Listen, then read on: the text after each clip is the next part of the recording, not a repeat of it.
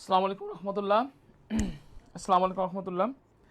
আমরা সবাই কেমন আছি একটু সবাই জানাই দিই, এবং আমার ভয়েসটা ঠিকঠাক মতো শোনা যাচ্ছে কিনা এবং বোর্ডটা ক্লিয়ার কিনা আমরা সবাই একটু দ্রুত কমেন্ট করি।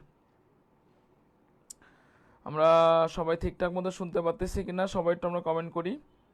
সবাই ঠিকঠাক মতো ভয়েসটা শুনতে পারতেছি কিনা। আজকে আমাদের হচ্ছে যে বেসিক্যালি তিনটা চ্যাপ্টারের উপর আলোচনা করা হবে বায়োলজি ফার্স্ট পার্টের উপরে।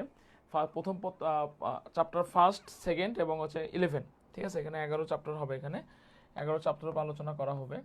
তো এখন ব্যাপারটা হচ্ছে যে আমাদের প্রথম চ্যাপ্টারে কি আছে, কোষ এবং এর গঠন। দ্বিতীয় চ্যাপ্টারে কি আছে, কোষ বিভাজন।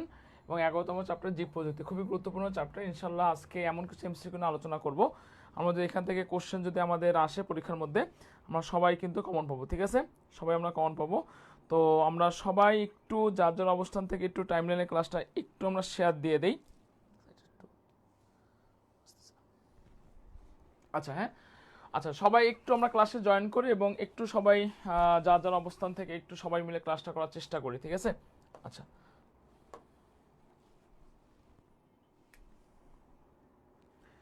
ওয়ালাইকুম আসসালাম।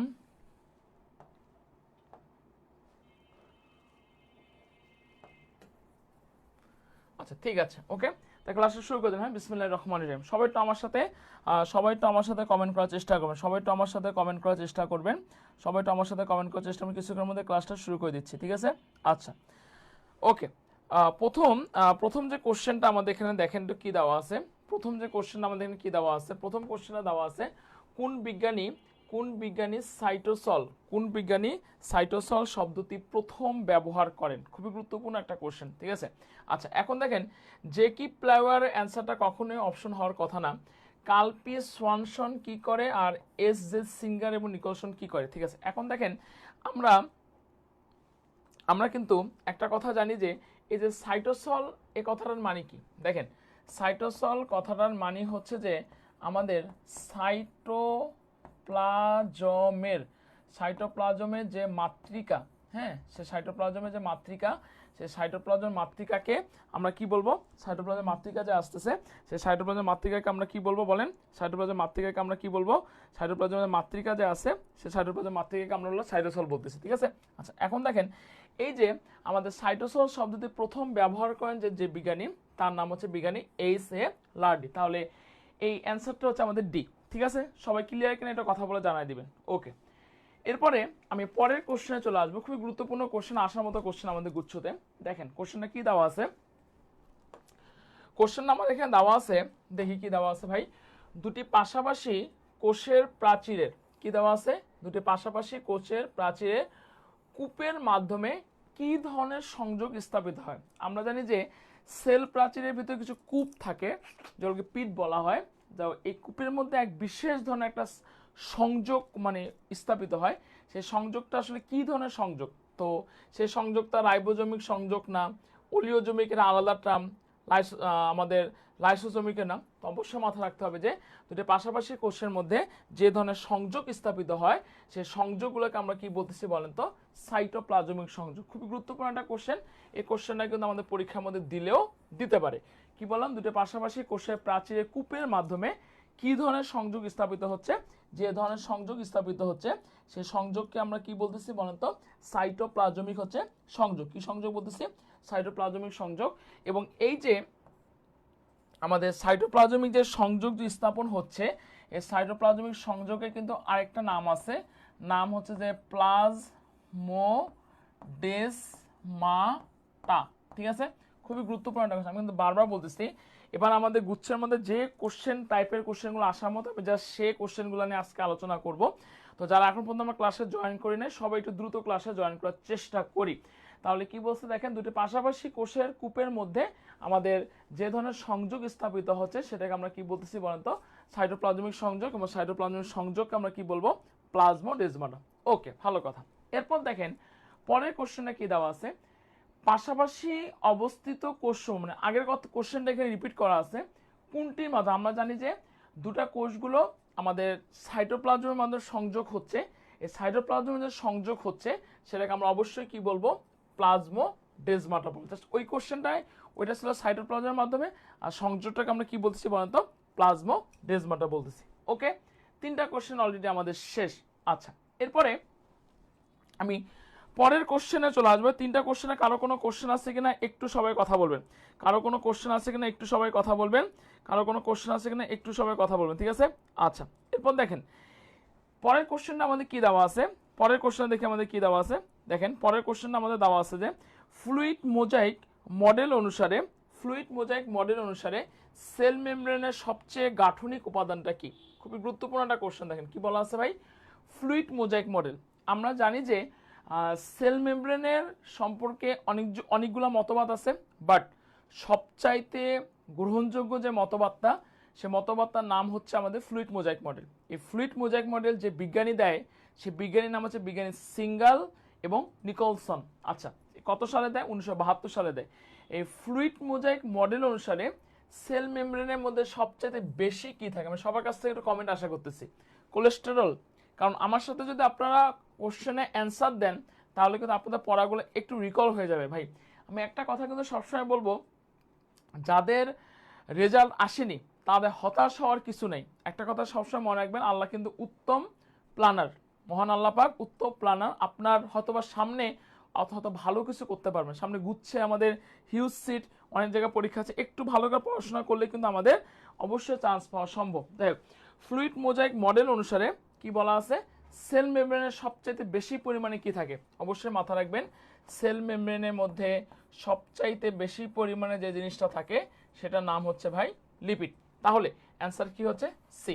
ওকে, এরপরে দেখেন পরের কোশ্চেন আমি চলে আসবো। পরের কোশ্চেনটা কি দেওয়া আছে, মানব দেহে মোটর নিউরন কোষের দৈর্ঘ্য কত? আচ্ছা, খুবই গুরুত্বপূর্ণ একটা কোশ্চেন। এই যে দেখেন আমরা কিন্তু, আমাকে একটু কোশ্চেন অ্যান্সার করেন তো। আচ্ছা বলেন তো, সবচাইতে লম্বা কোষ কি? যদি পরীক্ষার মধ্যে কোশ্চেন দেয়, এটা উদ্ভিদ না প্রাণী না, সবচাইতে লম্বা কোষ কি? অবশ্যই কিন্তু আপনাদের মাথায় রাখতে হবে, সবচাইতে লম্বা কোষ কিন্তু উট পাখির ডিম। খুবই গুরুত্বপূর্ণ একটা কোশ্চেন, ঠিক আছে ভাই? এরপরে দেখেন আরেকটা কোশ্চেন দিতে পারে, সবচেয়ে ছোট কোষ আসলে কি? অবশ্যই মাথা রাখবেন, সবচেয়ে ছোট কোষ হচ্ছে পিপিএলও। পিপিএলও এর ফুল অ্যাব্রিভিয়েশন হচ্ছে প্লিউরো নিউমোনিয়া লাইক অর্গানিজম, ঠিক আছে ভাই? এর আরেকটা নাম আছে যাকে আমরা কি বলবো, মাইকোপ্লাজমা। খুবই গুরুত্বপূর্ণ কোশ্চেন। যাই হোক, এখন মানবদেহের সবচাইতে বড় কোষ হচ্ছে আমাদের মোটর নিউরন।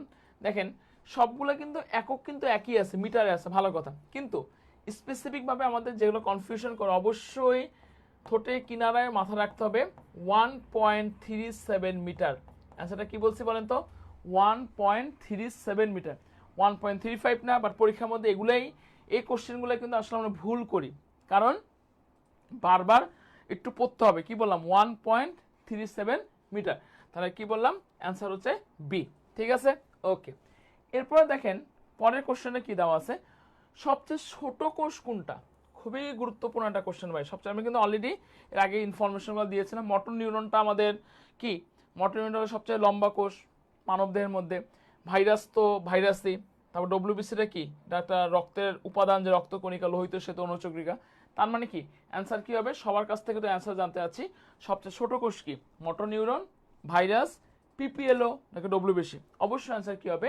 পিপিএলও। আমার পরীক্ষার মধ্যে দিতে পারে পিপিএলও। এর ফুল অ্যাব্রিভিয়েশনটা হচ্ছে যে প্লিউরো নিউমোনিয়া লাইক অর্গানিজম। ওকে, আচ্ছা, এরপরে আমি পরের কোশ্চেনটাতে চলে আসবো।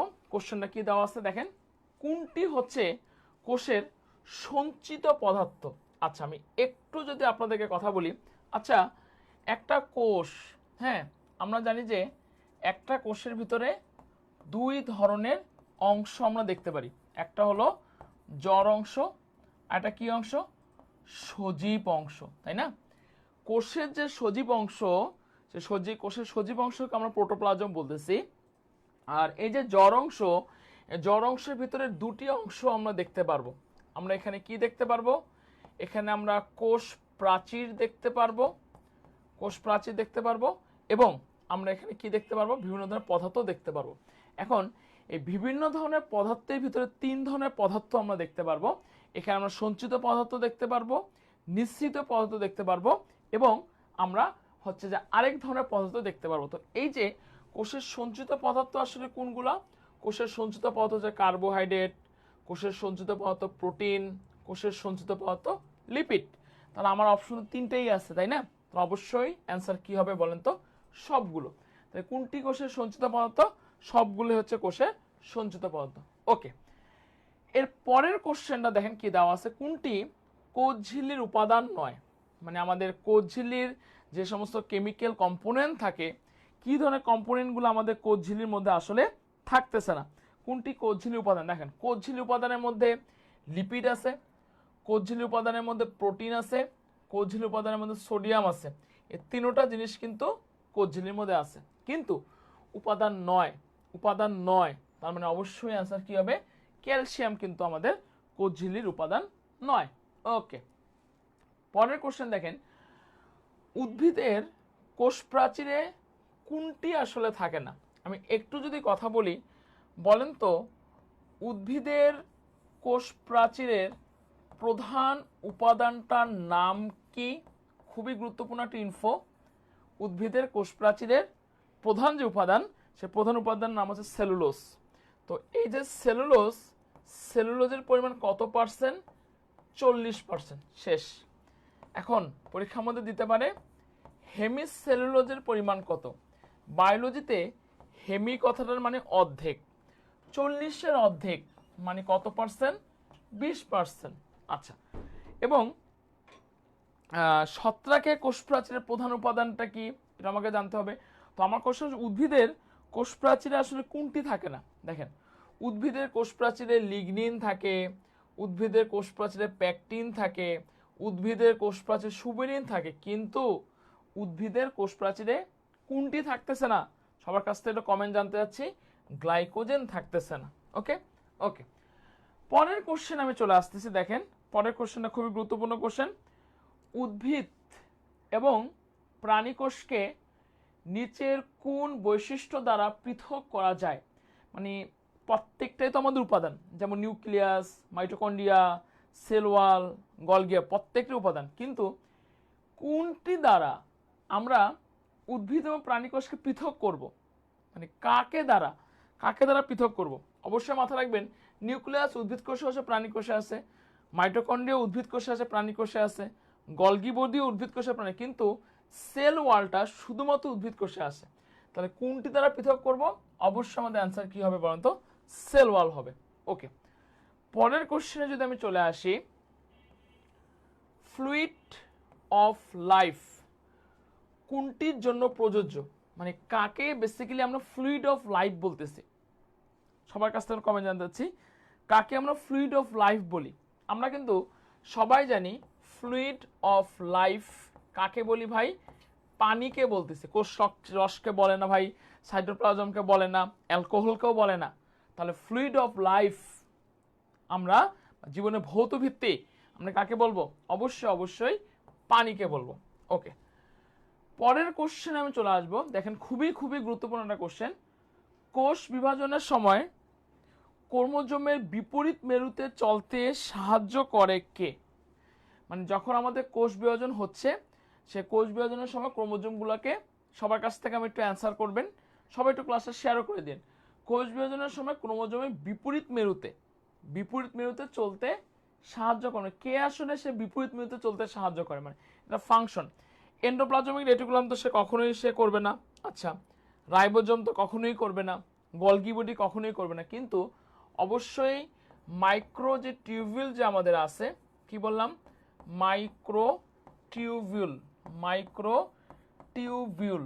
হ্যাঁ, এই মাইক্রো টিউবিউলের প্রধান কাজ হচ্ছে ক্রোমোজোমকে বিপরীত মেরুতে চলতে সাহায্য করতে। এটার অ্যান্সার তাহলে কত হবে?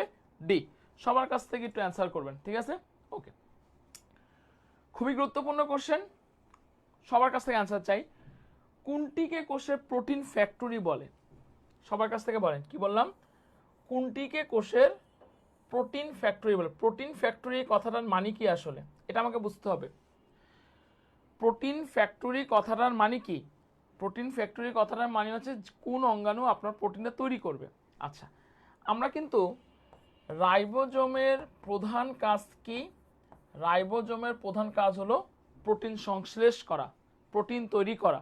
এজন্য রাইবোজোমকে কিন্তু আমরা কি বলি? প্রোটিন ফ্যাক্টরি বলি। একদম ঠোঁটে কিনারে থাকতে হবে। কোনটিকে কোষের প্রোটিন ফ্যাক্টরি বলি?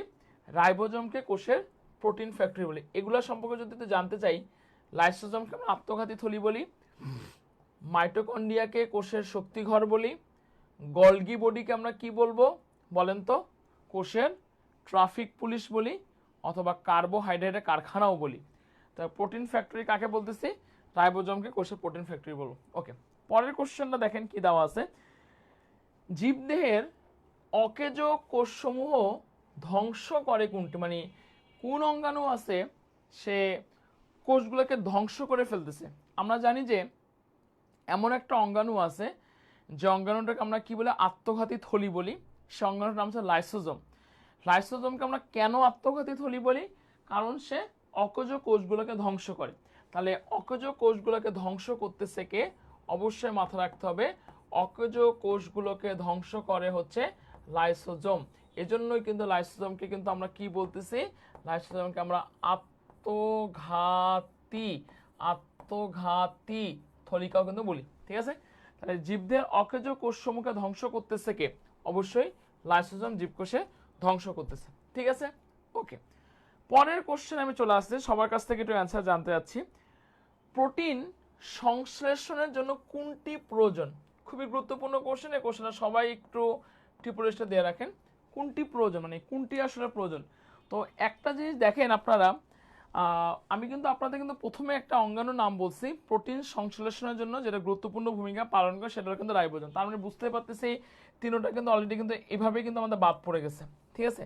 তার মানে এমনিতে বুঝতে পারতেছি রাইবোজোমের সাথে মাস্ট বি আপনার মেসেঞ্জার আরএনএ রাখবে এবং ট্রান্সফার আরএনএ মিলেই কিন্তু সে প্রোটিনটা তৈরি করবে। তার মানে কি এটার অ্যান্সার কি হচ্ছে বলেন তো? এ। ওকে, পরের কোশ্চেন দেখেন, কোন অঙ্গাণুটি কোষ বিভাজনের উদ্দীপক হিসাবে কাজ করে? সো মাচ ইম্পর্টেন্ট একটা কোশ্চেন। মানে কে আপনার কোষ বিভাজনে মাস্ট বি গুরুত্বপূর্ণ ভূমিকা সে পালন করবে। একটা জিনিস মাথায় রাখবেন, আপনারা কিন্তু জানেন স্নায়ুতন্ত্রের গঠন এবং কার্যকরী এককে নিউরন বলে। নিউরনটা কিন্তু কখনোই আপনার বিভাজিত হয় না। এই কোশ্চেনটা আপনারা পড়ছেন বা জানেন। নিউরনটা এজন্যই বিভাজিত হচ্ছে না কারণ নিউরনের ভিতরে কোনো সেন্ট্রিওল নাই, একটা অঙ্গাণু নাই। এই সেন্ট্রিওলটা না থাকার জন্য আপনার নিউরনটা কখনোই বিভাজিত হচ্ছে না। তো সে কথাটাই বলছে কোন অঙ্গাণুটি কোষ বিভাজক উদ্দীপক হিসাবে কাজ করে? অবশ্যই মাথায় রাখবেন সেন্ট্রিওলটা উদ্দীপক হিসাবে কাজ করে। ঠিক আছে? ওকে, পরের কোশ্চেন দেখেন কি দেওয়া আছে। রাইবোজোমের ব্যাস আসলে কত? দেখেন রাইবোজোমের ব্যাস কত? রাইবোজোমের ব্যাস কত? রাইবোজোমের ব্যাস হচ্ছে যে 150 থেকে 250 অ্যামস্ট্রং। তা রাইবোজোমের ব্যাস কত ভাই? কথা বলি সবাই। রাইবোজোমের ব্যাস হচ্ছে 150 থেকে 250 অ্যামস্ট্রং। মানে এটা কিন্তু একটা মানে মুখস্থ করার বিষয়। রাইবোজোমের ব্যাস কত? আসার মতো একটা কোশ্চেন। রাইবোজোমের ব্যাস হচ্ছে 150 থেকে আপনার কত? 250 অ্যামস্ট্রং। তার মানে অ্যান্সার হচ্ছে বি। ওকে, পরের কোশ্চেন খুবই গুরুত্বপূর্ণ একটা কোশ্চেন। এই কোশ্চেনটা কিন্তু আমাদের পরীক্ষা আসার মতো কোশ্চেন। আমি সবার কাছ থেকে একটু অ্যান্সার জানতে যাচ্ছি, দেন আমি অ্যান্সার আপনার করবো। দেখি কে আপনার সঠিক অ্যান্সার করতে পারেন। একটা কোষের ভিতরে পিএইচ রক্ষা করবে কে? সাইটোপ্লাজম, গ্লাইঅক্সিজম, কোষ গহ্বর নাকি নিউক্লিওপ্লাজম? একটা জিনিস মাথায় রাখবেন ভাই আপনারা, কোষ গহ্বরের প্রধান কাজ হলো সে কোষ রস ধারণ করে এবং কোষের ভিতরে যে পিএইচ আছে সেই পিএইচটাকে সে রক্ষা করতেছে। তো পরীক্ষার মধ্যে কোশ্চেন দেয় কোষের অভ্যন্তরে পিএইচ রক্ষা করে কে? নির্দ্বিধা আপনি অ্যান্সার দিবেন কোষ গহ্বর। এবং একটা জিনিস মাথায় রাখবেন, উদ্ভিদের কোষের মধ্যে সবচাইতে বড় অঙ্গাণু কি? সবার কাছ থেকে অ্যান্সার জানতে চাচ্ছি। উদ্ভিদের কোষের মধ্যে সবচাইতে বড় অঙ্গাণু হচ্ছে কিন্তু আমাদের কোষ গহ্বর। অবশ্যই অ্যান্সার কি হবে এটা ভাই? কোষ গহ্বর। ঠিক আছে? ওকে, পরের কোশ্চেন যদি আমি অ্যান্সার করি, দেখেন লাইসোজোমকে কোষের সুইসাইডাল স্কোয়াড এর বলার কারণটা আসলে কি? এর কারণ রিজনটা কি? সুইসাইডাল স্কোয়াড কথাটার মানে হচ্ছে আত্মঘাতী থলি। কেন আমি একে আত্মঘাতী থলি বলবো? কেন আমি লাইসোজোমকে আত্মঘাতী থলি বলবো? সে আমিষ সংশ্লেষণের জন্য, স্নেহজাতীয় পদার্থের বিপাকের জন্য, অটোফেগের জন্য নাকি পিনোফেগের জন্য? দেখেন আমিষ সংশ্লেষণ এটা লাইসোজোমের সাথে কখনোই জানে এটা এইভাবে বাদ চলে গেল। সেনাজাত পদার্থ বিভাগ এটাও চায় না। এই দুটো জিনিস আপনার হয়তো যায়। পিনোফেগি অন্য একটা প্রসেস, পিনোফেগির সাথে যদি লাইসোজোম যায় না, বাট হায়ার লেভেলে পিনো যায়। এনিওয়ে, তো অটোফেগি মানে কি, সে নিজে নিজে কোষটাকে ধ্বংস করতেছে। তো এই জন্য লাইসোজোমকে কোষে সুইসাইড স্কোয়াড এই জন্যই বলতেছে কি করতেছে, অটোফেগি প্রক্রিয়া সে ধারণ করতেছে। ঠিক আছে, ওকে। পরের কোশ্চেনটা দেখেন কি দেওয়া আছে।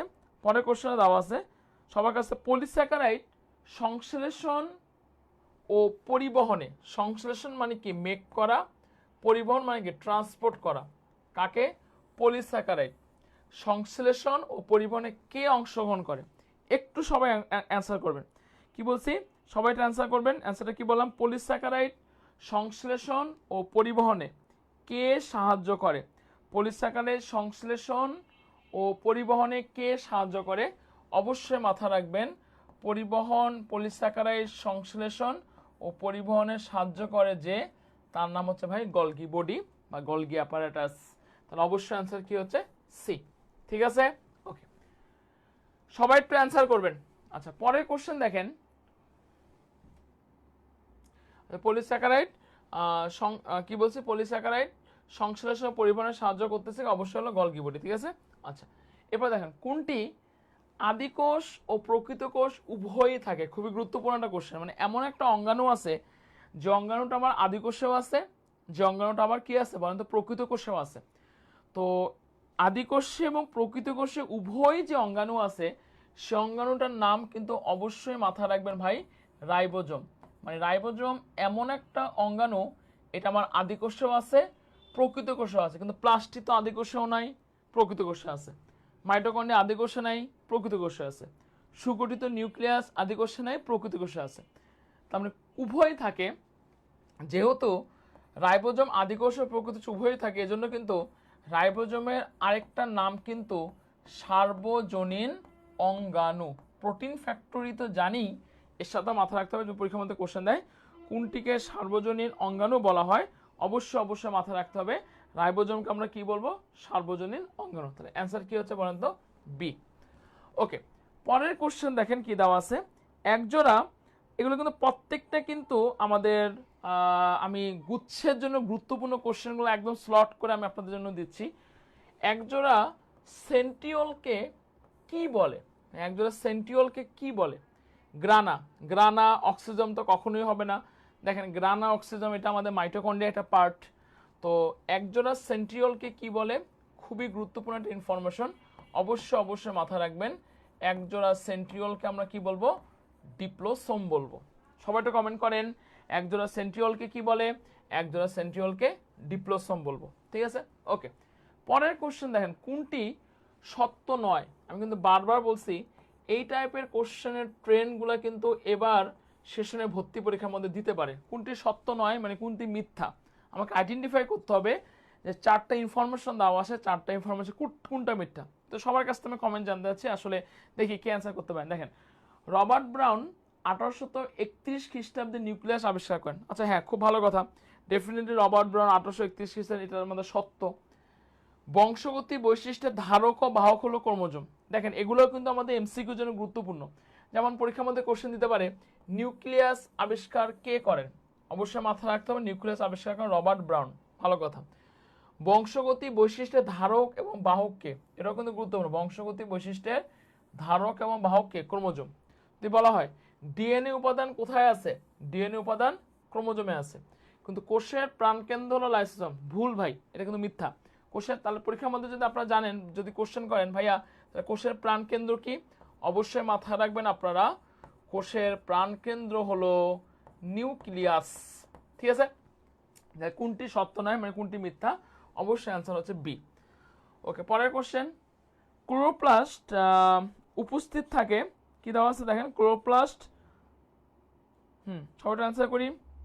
ক্লোরোপ্লাস্ট উপস্থিত থাকে কোন অণুজীবে? সবাইটা কথা, ক্লোরোপ্লাস্ট কোথায় থাকতেছে?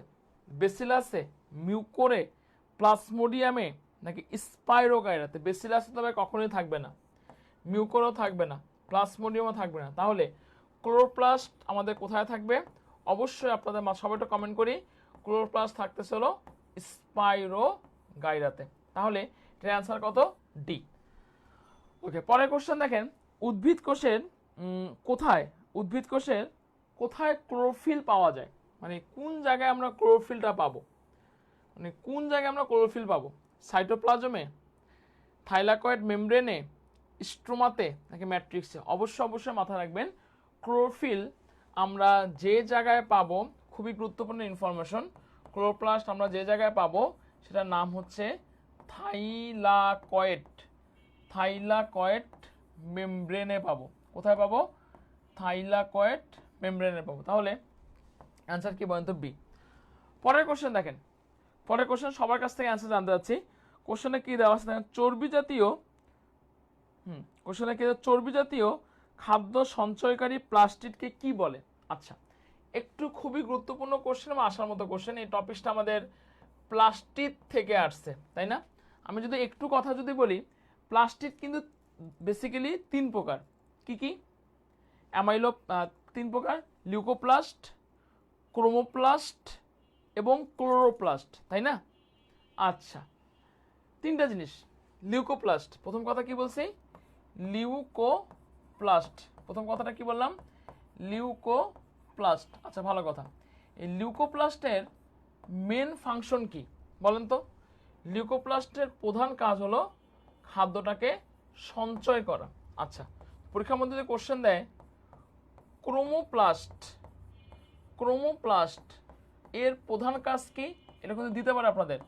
ক্রোমোপ্লাস্ট এর প্রধান কাজ হলো পরাগায়নে সাহায্য করা। পরীক্ষার মধ্যে কোশ্চেন দেয় আপনার, ক্লোরোপ্লাস্ট এর প্রধান কাজ কি?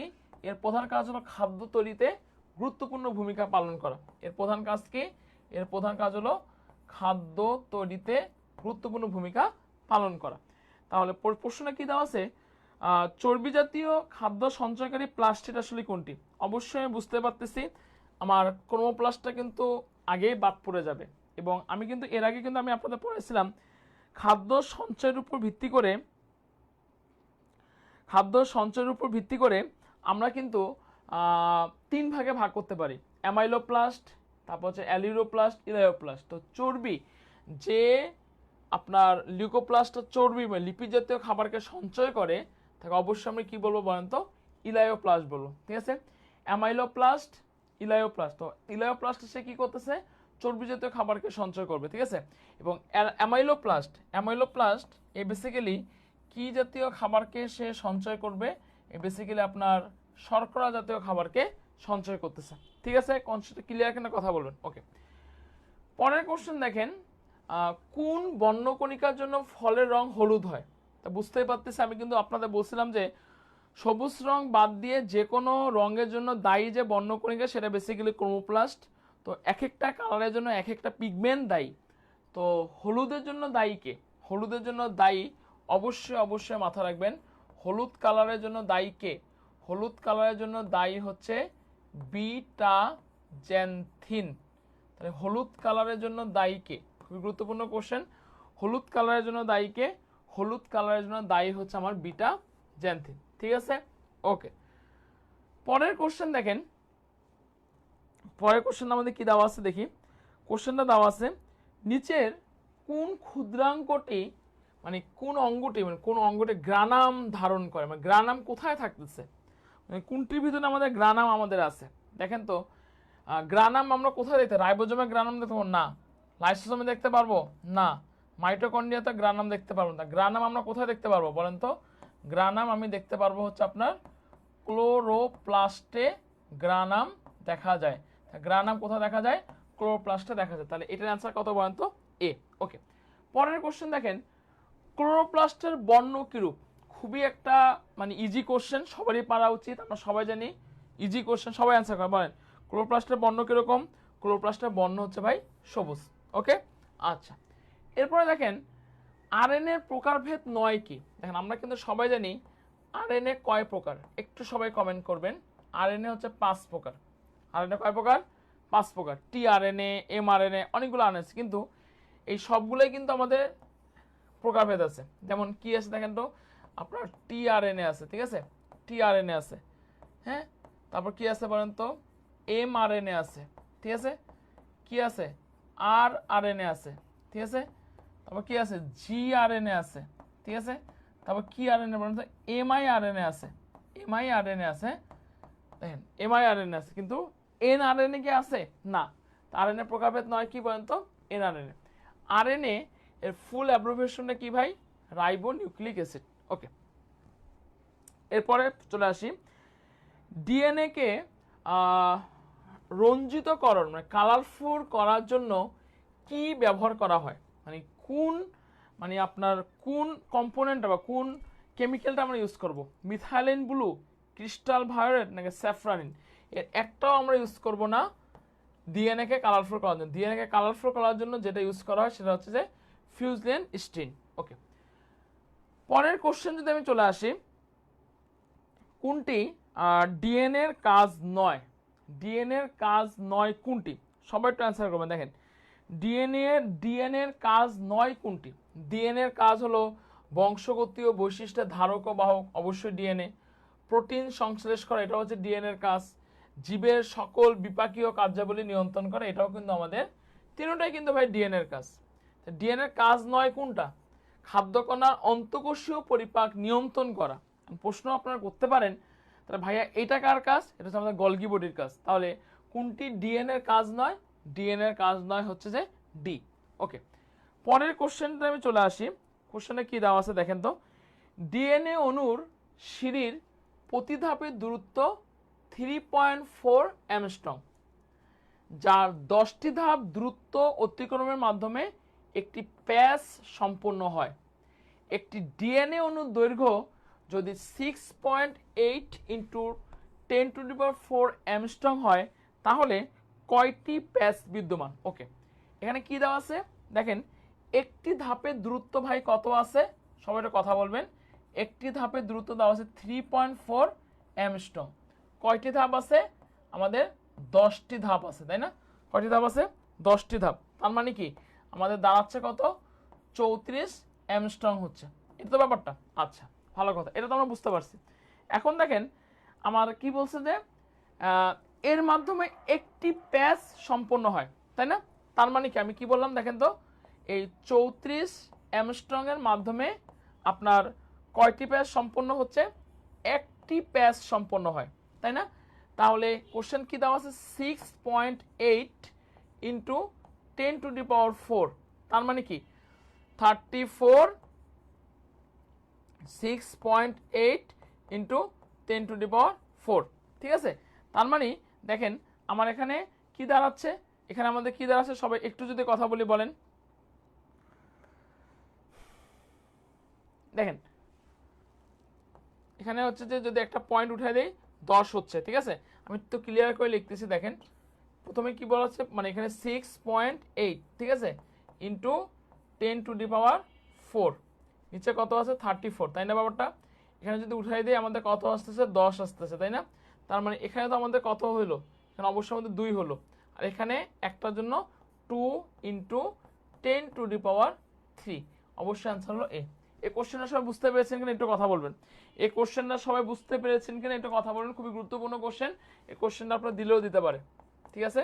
কি কোশ্চেন দেওয়া আছে, একটি প্রতিটি ধাপের দূরত্ব 3.4 অ্যামস্ট্রং, 10টি ধাপ, তার মানে কি 34, একটা প্যাচ সম্পন্ন করে, তাহলে এতটাকে কত, জাস্ট এখানে করে এভাবে দিয়ে দিবেন। সবাই ক্লিয়ার করে একটু কথা বলবেন। ওকে, আচ্ছা, পরের কোশ্চেন দেখেন আমাদের কি দেওয়া আছে, ডিএনএ, আরএনএ এবং এনজাইম গঠনকারী উপাদান কোনটি। আমি কিন্তু বারবার বলছি এই টাইপের কোশ্চেনগুলো কিন্তু আমাদের গুচ্ছের জন্য অনেক বেশি গুরুত্বপূর্ণ। ডিএনএ, আরএনএ এবং এনজাইম গঠনকারী উপাদান কোনটি, অবশ্যই মাথায় রাখতে হবে ডিএনএর উপাদান প্রোটিন, আরএনএর উপাদান প্রোটিন, এনজাইমের উপাদান প্রোটিন, তো অবশ্যই অ্যান্সার কী হবে বলেন তো, প্রোটিন। কারণ কি ডিএনএর উপাদানও প্রোটিন, আরএনএ উপাদানও প্রোটিন, এনজাইম তো ডেফিনেটলি প্রোটিন। ওকে, আচ্ছা, পরের কোশ্চেন দেখেন, কোনটি আমাদের পাইরিমিডিন নয়, কোনটি পাইরিমিডিন নয়। আচ্ছা, পাইরিমিডিনে কি কি থাকে আমাকে সেটা আগে বুঝতে হবে। দেখেন পাইরিমিডিনে কি কি থাকতেছে, পাইরিমিডিনে থাকতেছে হচ্ছে গুয়ানিন থাকে, গুয়ানিন থাকে, সবাই একটু মুখস্থ করেন, গুয়ানিন থাকে। পাইরিমিডিনে থাকতেছে কি বলেন তো, থাইমিন থাকে। পাইরিমিডিনে কি থাকে বলেন তো, সাইটোসিন থাকে, ঠিক আছে। আচ্ছা, আমার কোশ্চেন হচ্ছে যে আপনার পিউরিনে তাহলে কি থাকে দেখেন, পিউরিনে কি থাকে, পিউরিনে থাকতেছে হলো পিউরিন, পিউরিনে থাকতেছে গুয়ানিন, পিউরিনে কি থাকে বলেন তো, পিউরিনে থাকতেছে হলো গুয়ানিন আর হচ্ছে অ্যাডিনিন। পিউরিনে কি থাকে, গুয়ানিন থাকে আর অ্যাডিনিন থাকে, ঠিক আছে। এটা কোথায় থাকতেছে, পিউরিনে থাকে, কোথায় থাকে, পিউরিনে থাকে, ঠিক আছে। তো কোনটি পাইরিমিডিন নয়, অবশ্যই অবশ্যই গুয়ানিন, বাকি সবগুলো তো আমাদের কি পিউরিন, তাই এটা কি পাইরিমিডিন, ঠিক আছে। ওকে, পরের কোশ্চেন দেখেন, ডিএনএ ডাবল হেলিক্স মডেল কে দেয়, দেখেন খুবই গুরুত্বপূর্ণ। ডাবল হেলিক্স মডেল আমরা সবাই জানি, এরকম যে মডেলটা আমাদের আছে ডাবল হেলিক্স মডেল, এই ডাবল হেলিক্সের যে মডেলটা কে প্রবর্তন করেন, খুবই গুরুত্বপূর্ণ কোশ্চেন। ম্যান্ডেল তো কখনোই হবে না, ম্যান্ডেল কি জিনতত্ত্বের জনক, ডারউইন কি বিবর্তনবাদের জনক, থমাস হ্যান্ড ম্যারগান এটা হবে না, ওয়াটসন এবং ক্রিক, ঠিক আছে ভাই। ডিএনএ ডাবল হেলিক্স কে প্রবর্তন করেন, ওয়াটসন এবং ক্রিক প্রবর্তন করেন। ওকে, পরের কোশ্চেন দেখেন কি দেওয়া আছে, পরের কোশ্চেন সবাই অ্যান্সার করি আমরা একটু। আচ্ছা, পরের কোশ্চেন দেখেন কি দেওয়া আছে, ডিএনএতে কি থাকে, মানে ডিএনএতে থাকে কোষস্থ, মানে ডিএনএতে কি থাকতেছে দেখেন, ডিএনএতে আপনার নিউক্লিয়াস ও মাইটোকন্ড্রিয়া থাকে, নিউক্লিয়াস মানে ডিএনএ নিউক্লিয়াস ও মাইটোকন্ড্রিয়া থাকে, নিউক্লিয়াস ও প্লাস্টিড থাকে, আবার সবগুলোতে থাকতেছে, তার মানে অবশ্যই এটা অ্যান্সার, মানে ডিএনএ তো সব জায়গায় থাকতেছে তাই না, একদম অ্যান্সার কি হবে, সবগুলোতে থাকতেছে। ওকে, আচ্ছা, এরপরে দেখেন পরের কোশ্চেন দেখেন, খুবই গুরুত্বপূর্ণ কোশ্চেন, এই কোশ্চেনটা কিন্তু আমাদের এবার পরীক্ষার মধ্যে আসার মতো কোশ্চেন, সবাই অ্যান্সার করবো। নিউক্লিক অ্যাসিড কিসের পলিমার, সবাই বলেন, সবার কাছ থেকে অ্যান্সার জানতে যাচ্ছে, বলেন নিউক্লিক অ্যাসিড কিসের পরিমাণ, নিউক্লিক অ্যাসিড কি নিউক্লিওসাইডের পরিমাণ, না, নিউক্লিক অ্যাসিড নিউক্লিওসাইডের পরিমাণ না। নিউক্লিক অ্যাসিড কি প্রোটিনের পরিমাণ, নিউক্লিক অ্যাসিড না, প্রোটিনের পরিমাণ না। নিউক্লিক অ্যাসিড কি অ্যামাইনো অ্যাসিডের পরিমাণ, না। তাই নিউক্লিক অ্যাসিড কিসের পরিমাণ, সবাই যদি অ্যান্সার করি, নিউক্লিক অ্যাসিড হচ্ছে আপনার নিউক্লিওটাইডের পলিমার, ঠিক আছে ভাই। নিউক্লিক অ্যাসিড কিসের পলিমার, সবাই বলি নিউক্লিক অ্যাসিড হচ্ছে আপনার নিউক্লিওটাইডের পলিমার। ওকে, সবাই একটু কথা বলবেন, দেখেন পরে কোর্সে টিআরএনএ কোথায় পাওয়া যায়, দেখেন টিআরএনএ মানে কি ট্রান্সফার আরএনএ, কোথায় পাচ্ছি, ট্রান্সফার আরএনএ ক্রোমোজোমে পাওয়া যায় না, ট্রান্সফার আরএনএ রাইবোজোমে পাওয়া যায় না, ট্রান্সফার আরএনএ সেন্ট্রিওলে পাওয়া যায় না, ট্রান্সফার আরএনএ আমি কোথায় পাচ্ছি, একদম ডাইরেক্ট আমি হচ্ছে সাইটোপ্লাজমে পাবো, তো অবশ্যই অ্যান্সার হচ্ছে বি, ঠিক আছে। ওকে, পরের কোশ্চেনটা অ্যান্সার করি, কোনটি ডিএনএতে অনুপস্থিত, সবাই অ্যান্সার করেন, বলেন কোনটি ডিএনএতে অনুপস্থিত, সবাই একটু কথা বলবেন, কোনটি ডিএনএতে অনুপস্থিত, বলেন কোনটি ডিএনএতে অনুপস্থিত। দেখেন ডিএনএতে অ্যাডিনিন, ডিএনএতে কি কি থাকে আগে সেটাকে বুঝতে হবে, সবাই বলেন তো, সবাই একটু লেখেন খাতার মধ্যে, ডিএনএতে কি থাকে ভাই, অ্যাডিনিন থাকে তাই না, ডিএনএতে কি থাকে, গুয়ানিন থাকে তাই না, ডিএনএতে কি থাকে, সাইটোসিন থাকে তাই না, ডিএনএতে কি থাকে, সাইটোসিন থাকে, ডিএনএতে কি থাকে, থাইমিন থাকে, অ্যাডিনিন গুয়ানিন সাইটোসিন এবং থাইমিন, কিন্তু ইউরাসিল থাকতেছে না, ইউরাসিল কোথায় থাকতেছে, আরএনএতে থাকে। ডিএনএতে কোনটি অনুপস্থিত, মানে ডিএনএতে কোনটা নাই, অবশ্যই অ্যান্সার কি হবে, ইউরাসিল নাই, ঠিক আছে।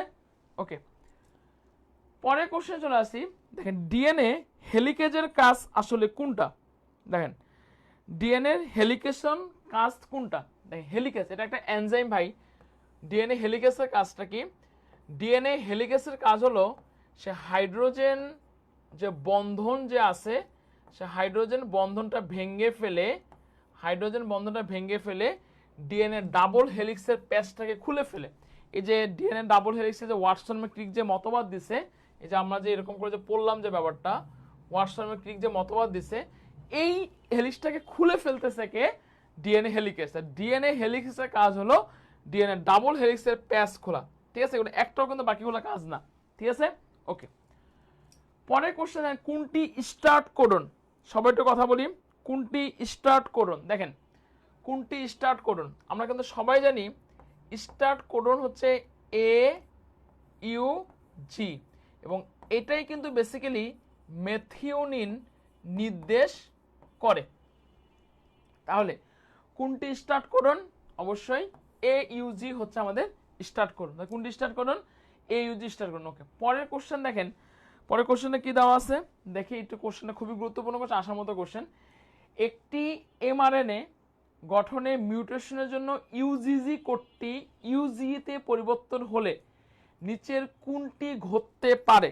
আমি সবার কাছ থেকে একটু অ্যান্সার জানতে চাচ্ছি, কোনটি ঘটতে পারে বলেন, কোনটি আমাদের ঘটতে পারে? দেখেন, mRNA এর গঠনে মিউটেশনের জন্য UGG কোডটি UGG কোড আর UGG এটা কিন্তু সবগুলো কিন্তু স্টপ কোডন, কোনটি ঘটতে পারে? ট্রান্সক্রিপশন পদ্ধতি না, এটা ভুল। রিভার্স ট্রান্সক্রিপশন পদ্ধতি বাধক অপশন না, এটাও ভুল। mRNA RNA না, এটা না। তাহলে mRNA থেকে প্রোটিন তৈরির সময় ট্রান্সলেশন প্রক্রিয়া থেমে গেলে আমার UGG কোডটি UGA তে পরিবর্তন। আমি একটু বলবো এই কোশ্চেনটা কিন্তু আপনাদের পরীক্ষার জন্য ভাই অনেক বেশি গুরুত্বপূর্ণ। সবাই ক্লিয়ার কিনা একটু কথা বলবেন, সবাই ক্লিয়ার কিনা একটু কথা বলবেন, সবাই ক্লিয়ার কিনা একটু কথা বলবেন, সবাই ক্লিয়ার কিনা একটু কথা বলবেন। ঠিক আছে, ওকে, ঠিক আছে, সবাই একটু কথা বলবেন। আচ্ছা, এরপরে আমি পরের কোশ্চেনে চলে আসবো। দেখেন, পরের কোশ্চেন সবার একটু কোশ্চেন করবেন, অ্যান্সার করবেন, এবং যারা এখন পর্যন্ত একটু ক্লাসটা শেয়ার দিয়েন, হ্যাঁ একটু ক্লাসটা শেয়ার দিলে ভালো লাগবে আমার, একটু ক্লাসটা শেয়ার দিবেন সবাই, হ্যাঁ। আচ্ছা দেখেন, পরের কোশ্চেনে দেখেন কি দেওয়া আছে, সবাই একটু, আমি বারবার বলবো ভাই এই কোশ্চেনগুলো কিন্তু আমাদের পরীক্ষার জন্য ভাই অনেক বেশি গুরুত্বপূর্ণ। দেখেন, ডিএনএ প্রতিলিপি তৈরির জন্য অত্যাবশ্যকীয় এনজাইম কোনটি? সবার কাছ থেকে একটু অ্যান্সার জানতে আছে, বলেন তো। ডিএনএ প্রতিলিপি তৈরির জন্য আমাদের অত্যাবশ্যকীয় এনজাইম, মানে ডিএনএ যে প্রতিলিপন যে হচ্ছে এর জন্য অত্যাবশ্যকীয় এনজাইম আসলে কোনটা? ডিএনএ প্রতিলিপি তৈরির জন্য, সবাই বলেন, ডিএনএ প্রতিলিপি তৈরির জন্য অত্যাবশ্যকীয় এনজাইম কোনটা বলেন? আচ্ছা দেখেন, ডিএনএ প্রতিলিপি তৈরির জন্য অত্যাবশ্যকীয় এনজাইম কোনটি? দেখেন, ডিএনএ প্রতিলিপির জন্য অত্যাবশ্যকীয় এনজাইম হচ্ছে ভাই পলিমারেজ। একদমই ঠোঁটের কিনারায় থাকতে হবে, ঠিক আছে। তাই ডিএনএ প্রতিলিপির জন্য যে এনজাইমটা গুরুত্বপূর্ণ ভূমিকা পালন করে সেটা হচ্ছে ভাই কি? পলিমারেজ, ঠিক আছে। ওকে, পরের কোশ্চেন দেখেন, রেপ্লিকেশন ফর্কে ডিএনএ ডাবল হেলিক্স প্যাচগুলো খুলে দেয় কোনটা? মানে এই কোশ্চেনগুলো কিন্তু আপনাদের গুচ্ছের জন্য অনেক বেশি গুরুত্বপূর্ণ, হ্যাঁ। রেপ্লিকেশন ফর্কে আপনার ডাবল হেলিক্সের যে প্যাচগুলা কে খুলে দিবে? আমি কিন্তু এর আগে আলোচনা করছি, একটা এনজাইম আছে, সে এনজাইমটার নাম হচ্ছে, সবাই একদম ঠোঁটে কিনারায় রাখবেন, সে এনজাইমটার নাম হচ্ছে হেলিকেস এনজাইম। কথা বলেন, কি এনজাইম ভাই? Helicase enzyme. তাহলে রেপ্লিকেশন ফর্কে ডিএনএ ডাবল হেলিক্সের প্যাচগুলো খুলে দেবে যে এনজাইম, সে এনজাইমের নাম হচ্ছে হেলিকেস এনজাইম, ঠিক আছে। ওকে, পরের কোশ্চেন দেখেন, প্রোটিন সংশ্লেষণের ট্রান্সলেশন শুরু হয় কোন কোডন দ্বারা? দেখেন, প্রোটিন শুরু হয় মানে স্টার্ট কোডন। আমি কিন্তু আপনাদের বলছিলাম স্টার্ট কোডন কিন্তু মেথিওনিন নামে পরিচিত, হিস্টিডিন লিস্ট একটাও না। তাহলে অ্যান্সার কি হবে? মিথিওনিন। ওকে, তাহলে প্রোটিন সংশ্লেষণের ট্রান্সলেশন শুরু হয় কোন কোডন দ্বারা? মিথিওনিন দ্বারা। ওকে, আচ্ছা, পরের বলি, রিভার্স ট্রান্সক্রিপশন প্রক্রিয়ায় কি তৈরি হয়? আমি একটু যদি কথা বলি রিভার্স ট্রান্সক্রিপশন, আমি আচ্ছা একটু যদি বলি আপনাদেরকে, দেখেন যদি বলি ডিএনএ থেকে আরএনএ, একে আমি কি বলবো? ডিএনএ থেকে আরএনএ, একে আমি কি বলবো? ট্রান্সক্রিপশন বলো। সবাই একটু অ্যান্সার করবেন। ডিএনএ থেকে আরএনএ, এটাকে আমি কি বলবো? ট্রান্সক্রিপশন বলবো। আরএনএ থেকে ডিএনএ উল্টা রিভার্স হয়েছে, আপনারা কেমিস্ট্রিতে পড়ছেন রিভার্স রিয়াকশন, এটাকে আমরা কি রিয়াকশন বলবো? Reverse transcription. রিভার্স ট্রান্সক্রিপশন প্রক্রিয়া কি তৈরি হয়? এই টাইপের কোশ্চেনগুলোকে পরীক্ষার জন্য গুরুত্বপূর্ণ। অবশ্যই অ্যান্সার কি হবে? আরএনএ থেকে ডিএনএ তৈরি হয়, ঠিক আছে। সবাই ক্লিয়ার? একটু কথা বলবেন। ওকে, পরের কোশ্চেন, ইউজিএ কোডটি কোন অ্যামাইনো অ্যাসিড নির্দেশ করে? দেখেন, ইউজিএ কোডটি কোন অ্যামাইনো অ্যাসিড নির্দেশ করে? ইউজিএ এটা একটা আপনার স্টপ কোডন, এর মধ্যে সে একটাও, ইউজিএ কখনোই অ্যামাইনো অ্যাসিড নির্দেশ করে না। একটা জিনিস মাথায় রাখবেন, কোডন দুই ধরনের, স্টার্ট কোডন আর একটা হলো স্টপ কোডন, ঠিক আছে। স্টার্ট কোডনগুলো সে অ্যামাইনো অ্যাসিড নির্দেশ করে, কিন্তু ইউজিএ এটা একটা স্টপ কোডন, স্টপ কোডনগুলো কখনোই অ্যামাইনো অ্যাসিড নির্দেশ করে। যদি অ্যামাইনো অ্যাসিড নির্দেশই না করে তাহলে অবশ্যই নির্দ্বিধায় অ্যান্সার কি হবে? কোনোটি নয়, ঠিক আছে। সবাই একটা কথা বল, কোনোটি নয়, ঠিক আছে। ওকে, পরের কোশ্চেন দেখেন, সেন্ট্রাল ডগমার অংশ নয় কোনটি? দেখেন, সেন্ট্রাল ডগমার অংশ নয় কোনটা? রেপ্লিকেশন, ট্রান্সক্রিপশন, ট্রান্সডাকশন নাকি ট্রান্সলেশন? বলেন, সেন্ট্রাল ডগমার অংশ নয় কোনটি? দেখেন, সেন্ট্রাল ডগমার অংশ রেপ্লিকেশন, সেন্ট্রাল ডগমার অংশ ট্রান্সক্রিপশন, সেন্ট্রাল ডগমার অংশ ট্রান্সলেশন। কিন্তু ভাই, ট্রান্সডাকশন নামে কোনো টার্ম বায়োলজিতে নাই। এবং রেপ্লিকেশন, ট্রান্সক্রিপশন, ট্রান্সলেশন যাই হোক না কেন, সবগুলোই কিন্তু সেন্ট্রাল ডগমাতে হয়ে থাকে। ভাই, সেন্ট্রাল ডগমা কি? এটা হচ্ছে যে ডিএনএ ভিতরে এক ধরনের বিশেষ ধরনের অংশ থাকে যেখানে ভিন্ন কনভার্ট হয়ে যায়, সেটা আমরা সেন্ট্রাল ডগমা বলি। তো সেন্ট্রাল ডগমার অংশ কি নয়? ট্রান্সডাকশন। ঠিক আছে, ওকে।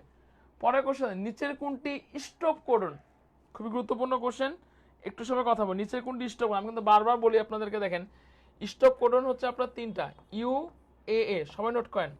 স্টপ কোডন দিন না, কি কি বলছে? ইউ এ এ, তারপর হচ্ছে যে আপনার ইউ এ জি, ইউ জি এ।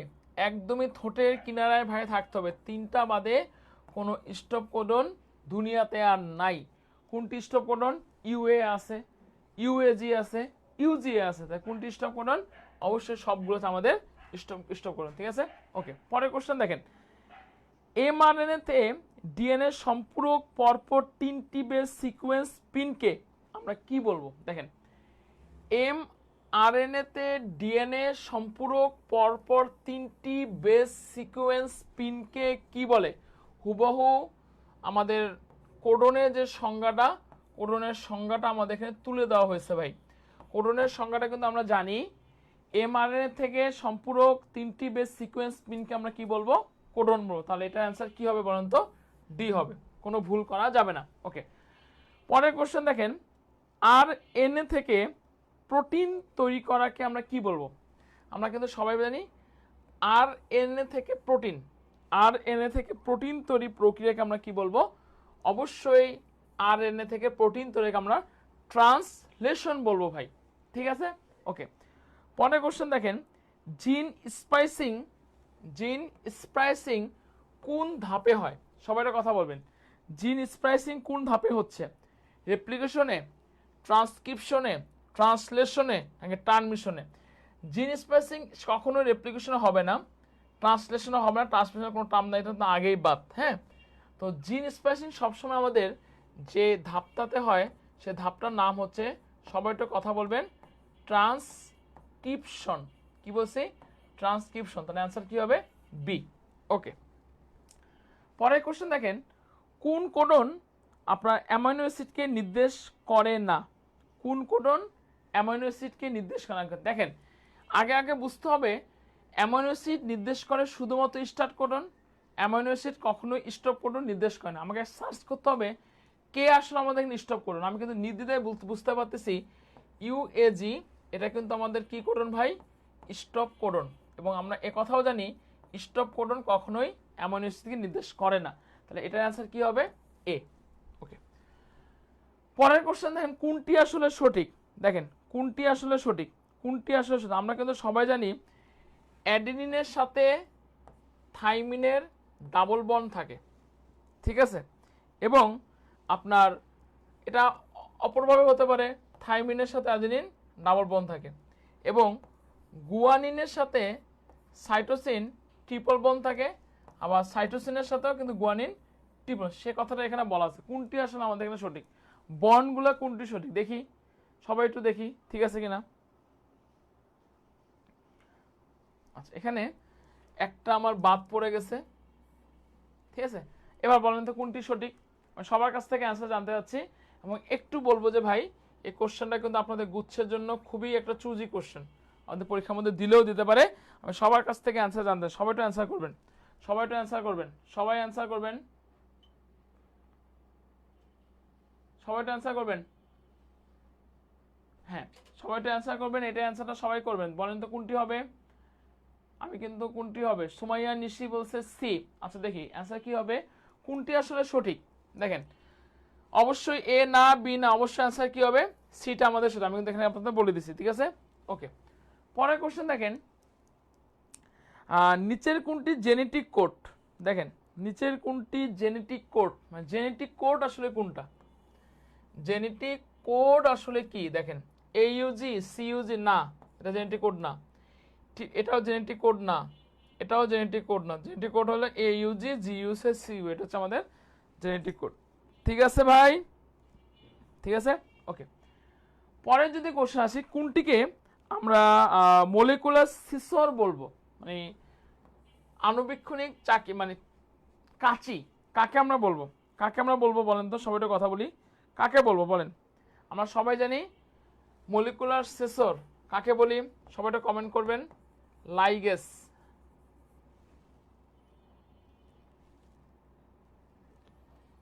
আচ্ছা দেখেন মলিকুলার সিসর আমরা কাকে বলবো? আমরা হচ্ছে রেস্ট্রিকশন এনজাইমকে বলবো। কাকে বলবো? রেস্ট্রিকশন এনজাইমকে আণুবীক্ষণিক কাঁচি বলি। হ্যাঁ, তো এই কোশ্চেনটা কিন্তু দিতে পারে, সবাই একটু নোট করে রাখেন। আণুবীক্ষণিক কাঁচি, কি বললাম ভাই? আণুবীক্ষণিক কাঁচি। আণুবীক্ষণিক কাঁচি আমরা কাকে বলবো? রেস্ট্রিকশন এনজাইমকে বলবো। ঠিক আছে, ওকে। পরের কোশ্চেন, জিনের যে অংশের ট্রান্সলেশন হয় না তাকে আমি আসলে কি বলবো? মানে কোন অংশে আসলে ট্রান্সলেশন হয় না, কোডনে হবে, এক্সনে হবে, কোন জায়গায় আসলে ট্রান্সলেশন হয় না বলেন তো? কোন অংশে ট্রান্সলেশন? অবশ্যই মাথা রাখবে, জিনের একটা পার্ট আছে, সে পার্টটার নাম হচ্ছে ইন্ট্রন। ইন্ট্রনে কখনোই আমাদের ট্রান্সলেশন হয় না, তাহলে এটার অংশ হচ্ছে সি। ওকে, পরের কোশ্চেন দেখেন, ডিএনএ থেকে তথ্য বা নির্দেশ কপি করে থাকে কে? সবাই একটু কথা বলবেন। ডিএনএ থেকে তথ্য, মানে ডিএনএ থেকে তথ্য বা নির্দেশকে কপি করে কে? কে কপি করে, মানে কে আসলে কপি করতে? এখানে কিন্তু প্রত্যেকটা কিন্তু আমাদের দেওয়া আছে, যেমন টিআরএনএ, আরএনএ, এমআরএনএ, এমডিএনএ। এমডিএনএ তো প্রথমেই বাদ, কারণ এমডিএনএ বলে কোনো জিনিস পৃথিবীতে নাই। আচ্ছা, ডিএনএ থেকে তথ্য বা নির্দেশ কপি করে কে? নির্দ্বিধায় মাথা রাখবেন, এমআরএনএ মানে মেসেঞ্জার আরএনএ এর প্রধান কাজ হলো সে তথ্যটাকে কপি করে, তথ্যটাকে কপি করে পাঠায় দেয়। তাহলে ডিএনএ থেকে তথ্য বা নির্দেশ কপি করে যে, তার নাম হচ্ছে আপনার এমআরএনএ। ঠিক আছে, ঠিক আছে কিনা কথা বলবেন সবাই। এই চ্যাপ্টারটা যে কটা কোশ্চেন পড়ালাম, কটা কোশ্চেনের পরীক্ষার জন্য অনেক অনেক বেশি গুরুত্বপূর্ণ। ঠিক আছে, সবাই ক্লিয়ার হতে পেরেছেন কিনা এই চ্যাপ্টারটা? একটু সবাই কথা বলবেন, সবাই একটু কথা বলবেন, সবাই একটু কথা বলবেন। ক্লিয়ার হতে পেরেছেন কিনা একটু কথা বলবেন সবাই, সবাই একটু কথা বলবেন।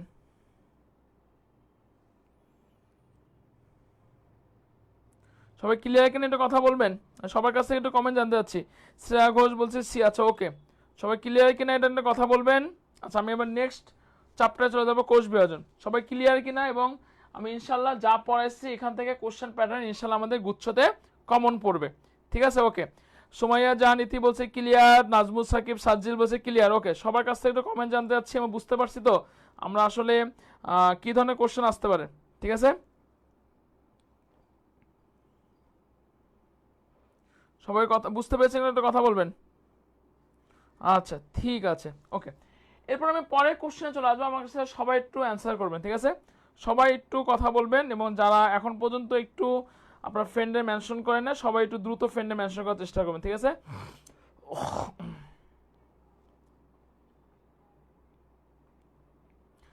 আচ্ছা। তো আপনাদের পড়াশোনা করতে হবে ভাই, শেষ মুহূর্তে ভালো করে পড়াশোনা করতে হবে, এবং আমি বায়োলজিতে যেগুলো কোশ্চেন পড়াবো ইনশাল্লাহ এই টাইপের কোশ্চেনগুলো আমাদের প্রশ্ন প্যাটার্ন কমন পড়বো। ওকে, আচ্ছা নেক্সট চ্যাপ্টার চলে আসছে। পরের কোশ্চেনটা দেখেন কি দেওয়া আছে। আচ্ছা দেখেন, অ্যামাইটোসিসের কোন ধাপে অ্যাস্টার রশ্মি গঠন করে? এই টাইপের কোশ্চেনগুলো কিন্তু খুবই চুজি কোশ্চেন আমাদের গুচ্ছের জন্য। কোন ধাপে আমাদের অ্যাস্টার রশ্মি গঠন করতেছে? প্রোফেজে, প্রোমেটাফেজে, অ্যানাফেজে, নাকি টেলোফেজে? মানে কোন ধাপে আপনার অ্যাস্টার রশ্মি বিচ্ছুরিত হচ্ছে? অবশ্যই মাথা রাখবেন, আপনার প্রোমেটাফেজে আপনার অ্যাস্টার রশ্মি গঠন করে। ঠিক আছে, ওকে। পরের কোশ্চেন দেখেন, P53 এই প্রোটিনের রোল কি? খুবই গুরুত্বপূর্ণ কোশ্চেন, সবার কাছ থেকে আনসার। কোশ্চেনটা কি দেওয়া আছে ভাই? এটা প্রোটিন, এই P53 নামক প্রোটিনের ভূমিকাটা কি আসলে? কোষকে বিভাজন হতে বিরত রাখে, কোষ বিভাজনকে চলমান রাখে, কোষ বিভাজনে গতি বৃদ্ধি করে, নাকি কোষ বিভাজনে গতি হ্রাস করে? স্পষ্টভাবে মাথা রাখবেন, P53 প্রোটিনের ফাংশনটা হলো কোষকে বিভাজন হতে বিরত রাখে, এবং এর জন্যই কিন্তু আমাদের টিউমার বা ক্যান্সার নামক সেলগুলো তৈরি হচ্ছে। তাহলে অবশ্যই P53 প্রোটিনের কাজ হলো কোষকে বিভাজন হতে বিরত রাখে। ওকে, পরের কোশ্চেন দেখেন, মাইটোসিসের কোন ধাপে সেন্ট্রোমিয়ারের বিভাজনটা শুরু হয়? এই টাইপের কোশ্চেনগুলো কিন্তু গুচ্ছের জন্য অনেক বেশি গুরুত্বপূর্ণ। আমরা জানি মাইটোসিসের 5টা ধাপ, prophase, prometaphase, metaphase, anaphase, telophase. তো কোন ধাপে আপনার সেন্ট্রোমিয়ারের বিভাজন শুরু হচ্ছে? সেন্ট্রোমিয়ারের বিভাজন শুরু হচ্ছে যে ধাপে, সে ধাপটার নাম হচ্ছে আপনার মেটাফেজ। কোন ধাপে সেন্ট্রোমিয়ারের বিভাজন শুরু হচ্ছে? মেটাফেজে আপনার সেন্ট্রোমিয়ারের বিভাজনটা শুরু হয়। ঠিক আছে, পরের কোশ্চেন দেখেন, কোনটি প্রোগ্রামড সেল ডেট? আচ্ছা, এটা কি আসলে? আমরা কিন্তু একটা কথা কিন্তু জানি, একটা কোষের, সবাই একটু বুঝেন, আমার সাথে কথা বলেন তো, একটা কোষের মৃত্যু কয়ভাবে হতে পারে? আমরা সবাই জানি একটা কোষের মৃত্যু 2 ভাবে হতে পারে। একটা কোষের মৃত্যু কয়ভাবে হতে পারে? সবাই কথা বলি, একটা কোষের মৃত্যু হচ্ছে আপনার 2 ভাবে হতে পারে। একটা হচ্ছে যে নেক্রোসিস। নেক্রোসিস মানে কি? নেক্রোসিস মানে হচ্ছে যে, নেক্রোসিস মানে হচ্ছে আপনার পুষ্টির অভাবে বা বিষাক্ত কোনো দ্রব্যের জন্য আমাদের হচ্ছে, পুষ্টির অভাবে। একটা হচ্ছে অ্যাপোপ্টোসিস।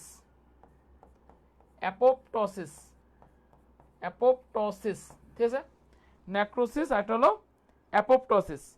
তো একটা হলো নেক্রোসিস, একটা হচ্ছে অ্যাপোপ্টোসিস, মানে হচ্ছে জিন নিয়ন্ত্রিত মৃত্যু। তো এই যে প্রোগ্রামড সেল ডেটটাকে, মানে প্রোগ্রাম সেল ডেটের একটা নাম হচ্ছে আপনার অ্যাপোপ্টোসিস। ভুল করা যাবে না, কোনটি প্রোগ্রাম সেল ডেট? অ্যাপোপ্টোসিসটা প্রোগ্রাম সেল। ঠিক আছে ভাই, ওকে। পরের কোশ্চেন দেখেন, অ্যানাফেজ পর্যায়ে কোন ক্রোমোজোমের আকৃতি অনেকটা ইংরেজি এল অক্ষরের মতো দেখায়?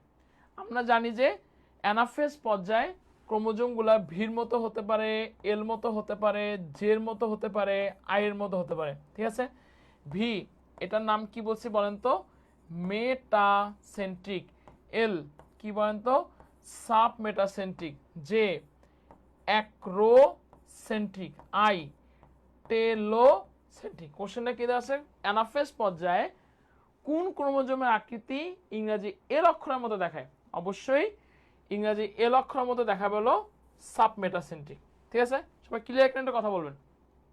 আচ্ছা, পরের কোশ্চেন দেখেন, কোষ বিভাজনের কোন পর্যায়ে ক্রোমোজোমগুলা বিষুবীয় অঞ্চলে অবস্থান করে? খুবই গুরুত্বপূর্ণ একটা কোশ্চেন আপনাদের পরীক্ষার জন্য। ক্রোমোজোমগুলা বিষুবীয় অঞ্চলে অবস্থান করতেছে যে ধাপে, সে ধাপটার নাম হচ্ছে আপনার মেটাফেজ। ঠিক আছে, নোট করে রাখেন, ঠোঁটে কিনারে রাখবেন। এবং ক্রোমোজোমগুলা আপনার যে বিষুবীয় অঞ্চলে অবস্থান করতেছে মেটাফেজে, বিষুবীয় অঞ্চলে অবস্থান করাটাকে আমরা কি বলবো? মেটাকাইনেসিসও বলবো।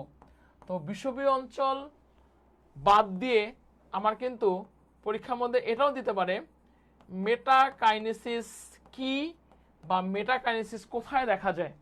অবশ্যই মাথায় রাখতে হবে, মেটাকাইনেসিস আমরা মেটাফেজে দেখতে পারবো। ক্লিয়ার? কথা বলবেন, ওকে।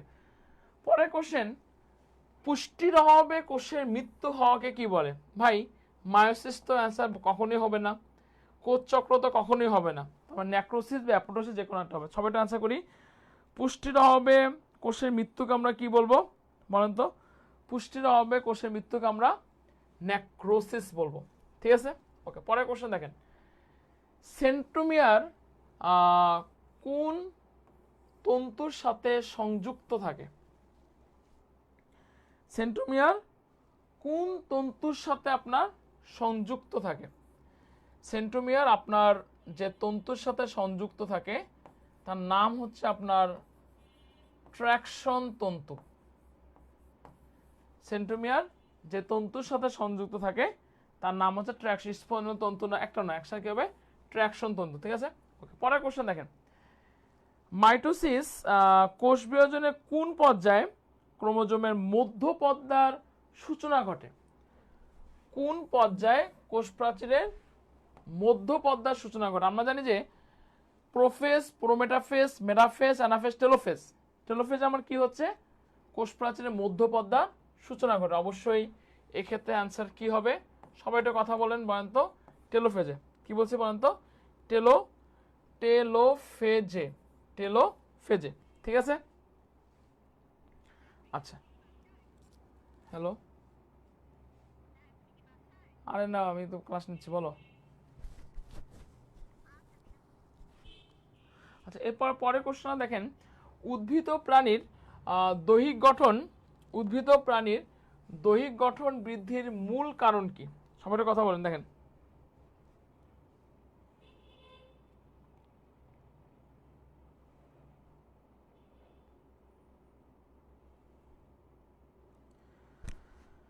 দেখেন পরের কোশ্চেনে কি দেওয়া আছে? উদ্ভিদ ও প্রাণীর দৈহিক গঠন বৃদ্ধির মূল কারণ কি? সবাই কথা বলবেন। উদ্ভিদ ও প্রাণীর দৈহিক গঠন বৃদ্ধির মূল কারণটা কি? উদ্ভিদ ও প্রাণীর দৈহিক গঠন বৃদ্ধির মূল কারণ হচ্ছে আপনার মাইটোসিস। উদ্ভিদ ও প্রাণীর দৈহিক গঠন বৃদ্ধির মূল কারণ কি? উদ্ভিদ ও প্রাণীর দৈহিক গঠন বৃদ্ধির মূল কারণ কি বলেন তো? উদ্ভিদ ও প্রাণীর দৈহিক গঠন বৃদ্ধির মূল কারণ হচ্ছে আমাদের হলো মাইটোসিস। ঠিক আছে, আচ্ছা। পরের কোশ্চেন দেখেন, অনিয়ন্ত্রিত মাইটোসিসের ফলে সৃষ্ট রোগ আসলে কি? খুবই গুরুত্বপূর্ণ একটা কোশ্চেন। অনিয়ন্ত্রিত মাইটোসিসের ফলে সৃষ্ট রোগ কি? সবাই একটু কথা বলবেন, সবাই একটু কথা বলবেন। অনিয়ন্ত্রিত মাইটোসিসের ফলে সৃষ্ট রোগ কি? সবাই একটু কথা বলেন। অনিয়ন্ত্রিত মাইটোসিসের ফলে সৃষ্ট রোগ কি?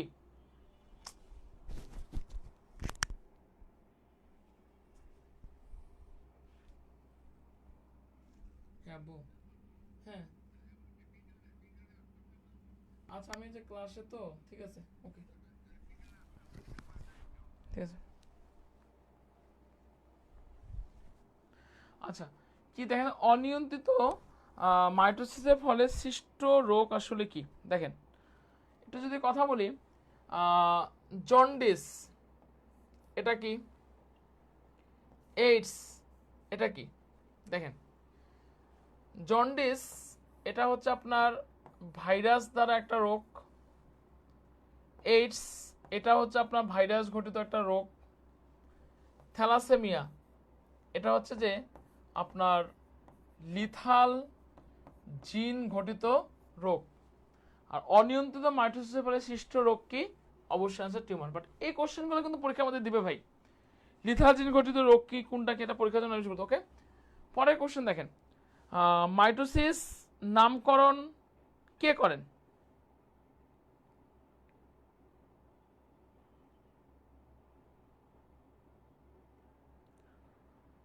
মাইটোসিস নামকরণ কে করেন? দেখেন, মাইটোসিস নামকরণ কে করেন? অবশ্যই আপনাদের মাথায় রাখতে হবে, মাইটোসিস নামকরণ যে করেন তার নাম হচ্ছে বিজ্ঞানী ওয়াল্টার ফ্লেমিং। মাইটোসিস নামকরণ কে করেন? বিজ্ঞানী ওয়াল্টার ফ্লেমিং হচ্ছে কি করেন?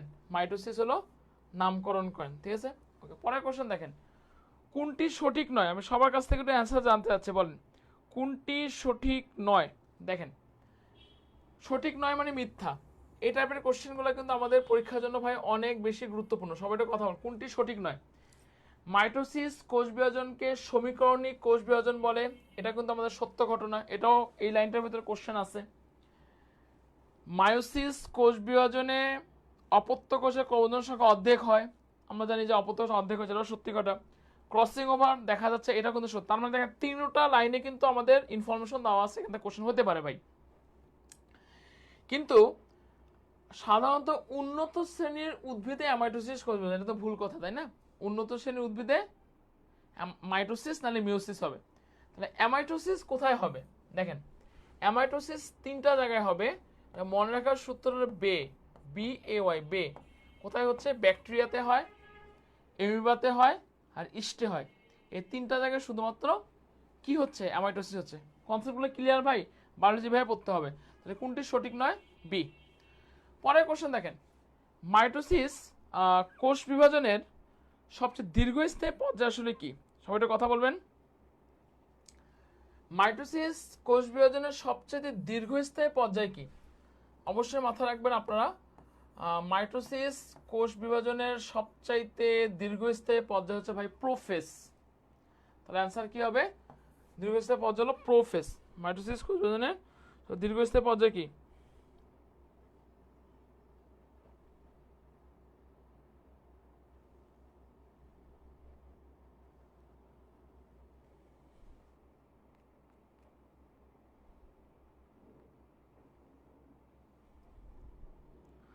মাইটোসিস কোষ বিভাজনের সবচেয়ে দীর্ঘস্থায়ী পর্যায় কি বলেন তো? প্রোফেজ। ঠিক আছে, ওকে। পরের কোশ্চেন দেখেন, কে কোষ চক্র আবিষ্কার করেন? আচ্ছা একটু বলেন তো, কোষ চক্রে কয়টি কাজ সম্পাদন হয়? কোষ চক্রে 3টি কাজ সম্পাদন হয়। একটা কোষের বিভাজন, একটা কোষের বৃদ্ধি, 3টা কাজ আমাদের কোষ চক্রের মধ্যে। তো কোষ চক্র কে আবিষ্কার করেন? বিজ্ঞানী হাওয়ার্ড এবং পেল্ক কোষ চক্র কি করেন বলেন তো? আবিষ্কার করেন। ঠিক আছে, ওকে। পরের কোশ্চেন দেখেন, কি ধরনের কোষ বিভাজনের ফলে ক্যান্সার হয়? কিন্তু পরে এসছি, মাইটোসিস না, মাইটোসিস না, অ্যামাইটোসিস না, কিন্তু কি মাইটোসিস? অনিয়ন্ত্রিত মাইটোসিস। ক্যান্সার হচ্ছে কিসের জন্য? অনিয়ন্ত্রিত মাইটোসিসের জন্য ক্যান্সার হচ্ছে। ঠিক আছে, সবাই কথা বলবেন। পরের কোশ্চেন দেখেন, 56টি ক্রোমোজোম বিশিষ্ট কোনো একটি জীবের মাতৃকোষের প্রথম মায়োসিস বিভাজনের ফলে মায়োসিস আছে, অপত্য আমরা সবাই কিন্তু জানি অপত্য কোষের ক্রোমোজোম সংখ্যা মাতৃকোষের ক্রোমোজোম সংখ্যার অর্ধেক হয়। 56টা আছে, তাই না? তার মানে কি 28টা, অর্ধেক হচ্ছে না? বুঝতে পেরেছেন? আমার কথা বলবেন। খুবই গুরুত্বপূর্ণ ট্রিকি কোশ্চেন। 56টি ক্রোমোজোম আছে, কিন্তু কোষ বিভাজন আমাকে ফোকাস দিতে হবে। কোষ বিভাজনটা কি হয়েছে? মায়োসিস, অ্যামাইটোসিস, মাইটোসিস, মায়োসিস হয়েছে। তাহলে অর্ধেক হয়ে যাচ্ছে, মানে 28টা হচ্ছে। ঠিক আছে, পরের কোশ্চেন দেখেন, অ্যামাইটোসিস কোথায় সংগঠিত হয়? আমি কিন্তু বারবার বলছিলাম অ্যামাইটোসিস হলো বেতে সংগঠিত হবে। কারণ কি? বি ফর কি? ব্যাকটেরিয়া, এ ফর কি? এমি বা, ওয়াই ফর কি? ইস্ট। তার মানে এক কোষী প্রাণী, মানে আদি কোষে। পরের কোশ্চেন দেখেন, মাইটোসিসে অপত্য নিউক্লিয়াস, মাইটোসিসে অপত্য নিউক্লিয়াস কয়টা তৈরি হয়? অবশ্যই আপনাদের মাথায় রাখতে হবে, মাইটোসিসে অপত্য নিউক্লিয়াস 2টা তৈরি হয়। মাইটোসিসে অপত্য নিউক্লিয়াস কয়টা তৈরি হয়? 2টা তৈরি হয়। ঠিক আছে, ওকে। পরের কোশ্চেনে চলে আসব, কোষ বিভাজনের কোন উপপর্যায়ে, খুবই গুরুত্বপূর্ণ একটা কোশ্চেন, একটু খুবই চুজি কোশ্চেন আমাদের জিএসটি গুচ্ছের জন্য। কোন উপপর্যায়ে কায়াজমা তৈরি হচ্ছে? কোন উপপর্যায়ে কায়াজমা তৈরি হচ্ছে? অবশ্যই মাথায় রাখবেন, কায়াজমা তৈরি হবে যে উপপর্যায়ে, সে উপপর্যায়টার নাম হচ্ছে প্যাকাইটিন। কোথায় আমাদের তৈরি হচ্ছে? প্যাকাইটিন উপপর্যায়ে কায়াজমা তৈরি হয়। কোষ বিভাজনের কোন উপপর্যায়? প্যাকাইটিন উপপর্যায়। ঠিক আছে, ওকে। পরের কোশ্চেন দেখেন, মিওসিস 1 এর কোন ধাপে, এবার কিন্তু আপনাদের কায়াজমা দেখা যায়, এই টাইপের কোশ্চেন পড়ে আমি কিন্তু বারবার পড়েছিলাম, প্যাকাইটিং এ দেখা যায়। ঠিক আছে, কোষ বিভাজনের কোন ধাপে রিকম্বিনেশন সম্পন্ন হয় বলেন? কোন ধাপে রিকম্বিনেশন সম্পন্ন? এটাও কিন্তু মায়োসিস কোষ বিভাজনের কোথায় রিকম্বিনেশন সম্পাদন হয় বলেন? রিকম্বিনেশন সম্পাদন কোথায় হচ্ছে? রিকম্বিনেশন সম্পাদন কিন্তু আমাদের প্যাকাইটিং এ সম্পন্ন হয়। ঠিক আছে, এবার বলেন, কায়াজমার প্রান্তীয়করণ কোন ধাপে দেখা যায়? কায়াজমার প্রান্তীয়করণ যে ধাপে দেখা যায়, সে ধাপটার নাম হচ্ছে জাইগোটিন। এটা একটু ঠোঁটের কিনারে থাকতে হবে ভাই। তাহলে কোথায় আমরা প্রান্তীয়করণ দেখতে পারবো? জাইগোটিং এ প্রান্তীয়করণ দেখতে পারবো, ঠিক আছে। পরের কোশ্চেন দেখেন, প্রাণীকোষের কোন উপপর্যায়ে ক্রোমোজোমগুলো একটি ফুলে তোড়ার মতো দেখা যায়? আচ্ছা, আমরা কিন্তু সবাই জানি মিওসিসের দুইটা ধাপ, মিওসিস 1 মিওসিস 2। মিওসিস 1 এর আবার প্রোফেজ 1 এর পাঁচটা ধাপ, ল্যাপ্টোটিন, জাইগোটিন, প্যাকাইটিন, ডিপ্লোটিন, ডায়াকাইনেসিস। এই যে প্যাকাইটিং এ খুবই গুরুত্বপূর্ণ একটা ইনফো আছে, যেটা আমাদের ভর্তি পরীক্ষার জন্য, গুচ্ছের জন্য অনেক বেশি গুরুত্বপূর্ণ। ফুলের বকেট, অনেক সময় আমরা আমাদেরকে প্রিয়জনকে ফুলের বকেট যে উপহারটা দেই, সে ফুলের বকেটের মতো ধারণ করতেছে কোথায়? আমাদের সবাইটা কথা বলি, কোথায় হচ্ছে বলেন? আমাদের হচ্ছে ল্যাপ্টোটিনে হবে। কোথায় হবে? ল্যাপ্টোটিনে হবে, ঠিক আছে ভাই? ওকে, ক্লিয়ার।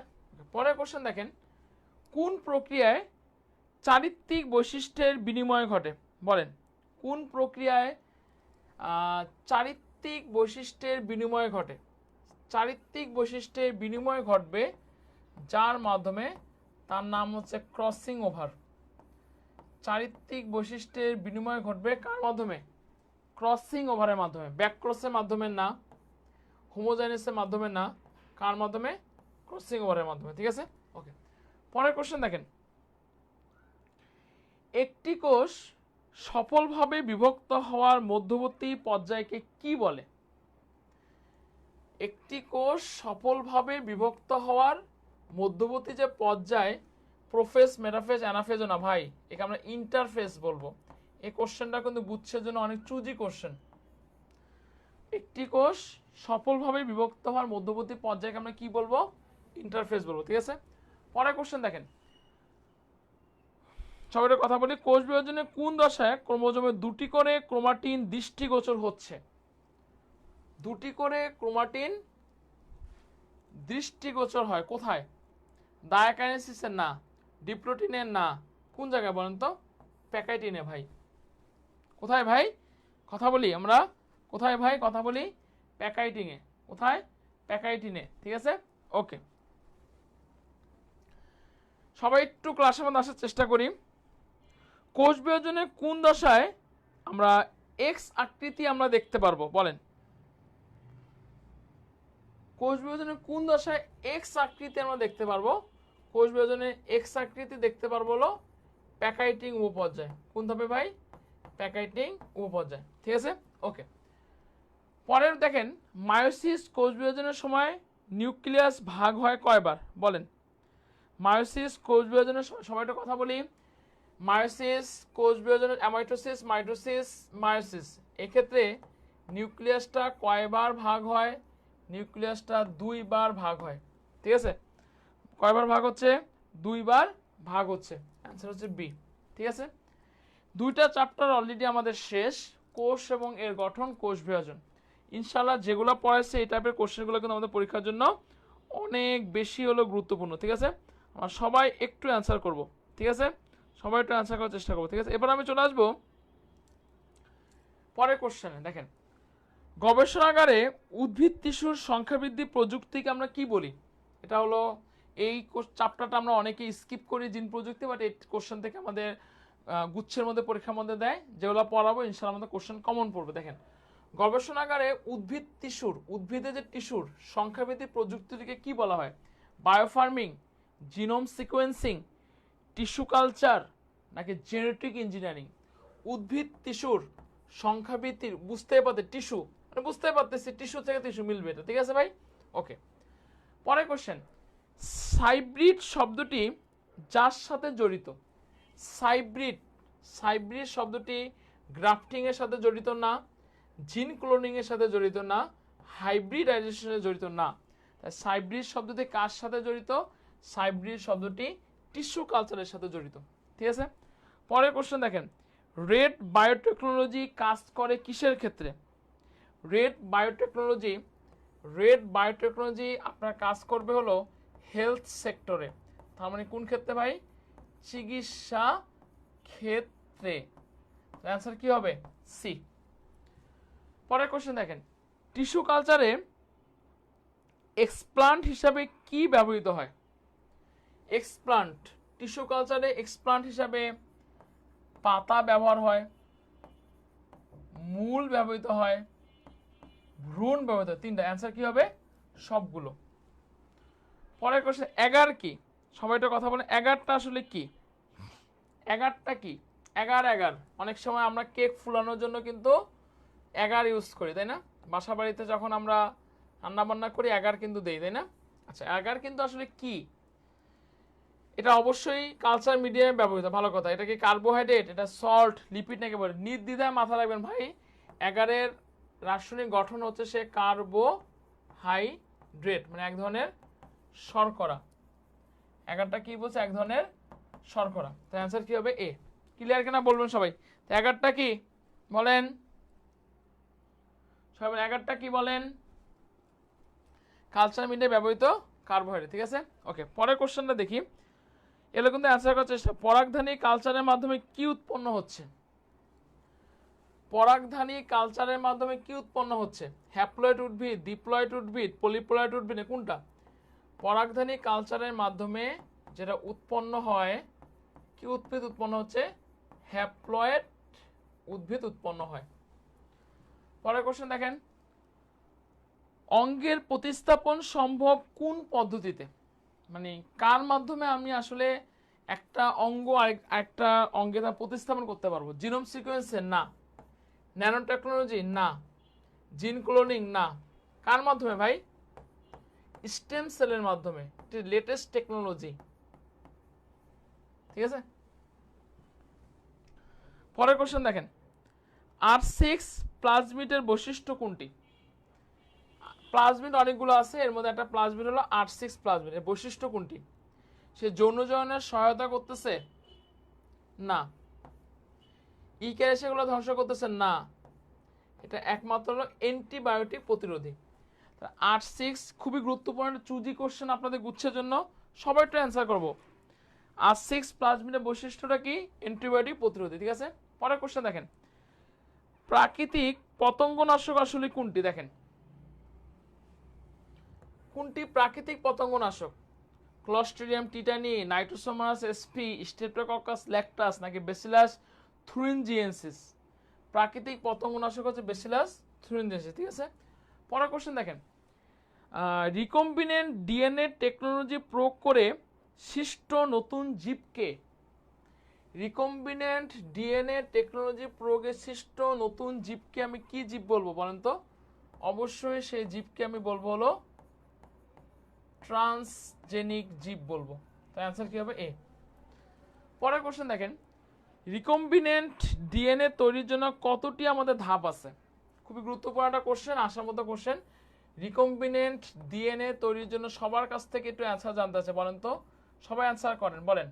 রিকম্বিনেন্ট ডিএনএ তৈরির জন্য 5টি ধাপ নাই, 7টা ধাপ নাই, 9টি ধাপ নাই, 8 ধাপ আছে? কয়টা? 8টা। সবাই অ্যান্সার করি। রিকম্বিনেন্ট ডিএনএ জন্য ধাপ আছে কয়টা বলেন তো? 8টা আমাদের ধাপ আছে। ঠিক আছে, ওকে। পরের কোশ্চেন দেখেন, ইটিপি কি? ইটিপি কি? ইটিপি মানে কিন্তু এর ফুল অ্যাপ্লিকেশনটা কি আপনারা জানেন? Effluent treatment plant.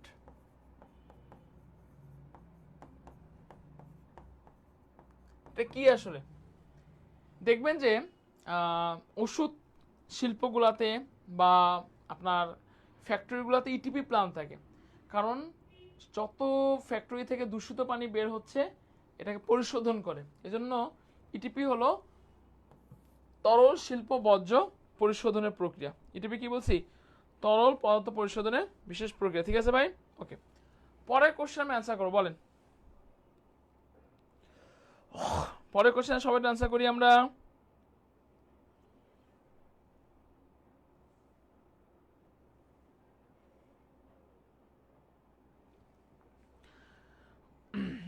পরের কোশ্চেন অ্যান্সার বলেন।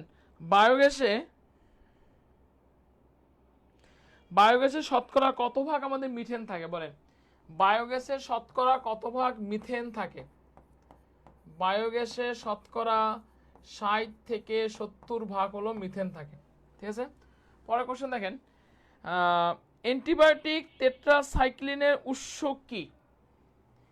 অ্যান্টিবায়োটিক টেট্রাসাইক্লিনের উৎস কি বলেন? অ্যান্টিবায়োটিক টেট্রাসাইক্লিনের উৎস হচ্ছে যে স্ট্রেপ্টোমাইসিস অরিওফেসিয়েন্স, মানে অ্যান্টিবায়োটিক যেটা উৎস হলো এটা, ঠিক আছে? কোনটি ব্যবহার করে রিকম্বিনেন্ট ডিএনএ কে শনাক্ত করা হয়? রিকম্বিনেন্ট ডিএনএ কে শনাক্ত করা কি খুবই গুরুত্বপূর্ণ কোশ্চেন ভাই। এই টাইপের কোশ্চেনগুলো কিন্তু এখান থেকে আমাদের দেয়। জিন ক্লোনিং এর মাধ্যমে রিকম্বিনেন্ট ডিএনএ শনাক্ত করা হয় না, ডিএনএ ফিঙ্গারপ্রিন্টের মাধ্যমে করা হয় না, জিন থেরাপির মাধ্যমে করা হয় না। মাথা রাখবেন, রিকম্বিনেন্ট ডিএনএ শনাক্ত করা হয় ডিএনএ প্রুভের মাধ্যমে। অ্যান্সার কি হবে ভাই? বি। পরের কোশ্চেন দেখেন, কোন প্রজাতির উদ্ভিদের নির্যাস থেকে এইডস রোগের ভ্যাকসিন উদ্ভাবনের চেষ্টা করা হচ্ছে? মানে কার নির্যাস, মানে কি আপনারা বুঝেন? এক্সট্রাক্ট। নির্যাসকে আমি কি বলি? এক্সট্রাক্ট। মানে কোন ফলের এক্সট্রাক্ট থেকে মরণব্যাধি এইডস রোগের ভ্যাকসিন আবিষ্কার করার চেষ্টা করতেছে? সে ফলটা হলো চেস্টনাট, স্ট্রবেরি, চেরি নাকি হরিতকি? অবশ্যই স্ট্রবেরি ফল। আমরা সবাই স্ট্রবেরি ফল চিনি, তো স্ট্রবেরি ফলের মাধ্যমে এইডস রোগের ভ্যাকসিন তৈরি করা হয়, ঠিক আছে? পরের কোশ্চেন দেখেন, ভিব্রিওমেসিন উৎপাদনকারী জিন কোন প্লাজমিডে থাকে? ভিব্রিওসিন উৎপাদনকারী জিন কোন প্লাজমিডে থাকে?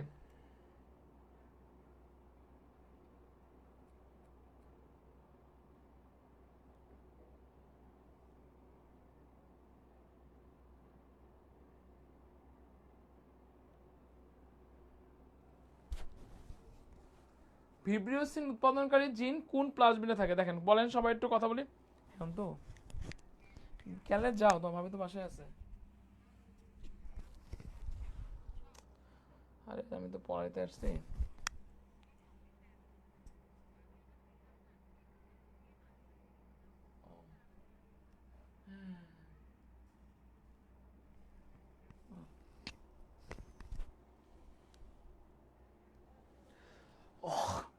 দেখেন, ভিব্রিওসিন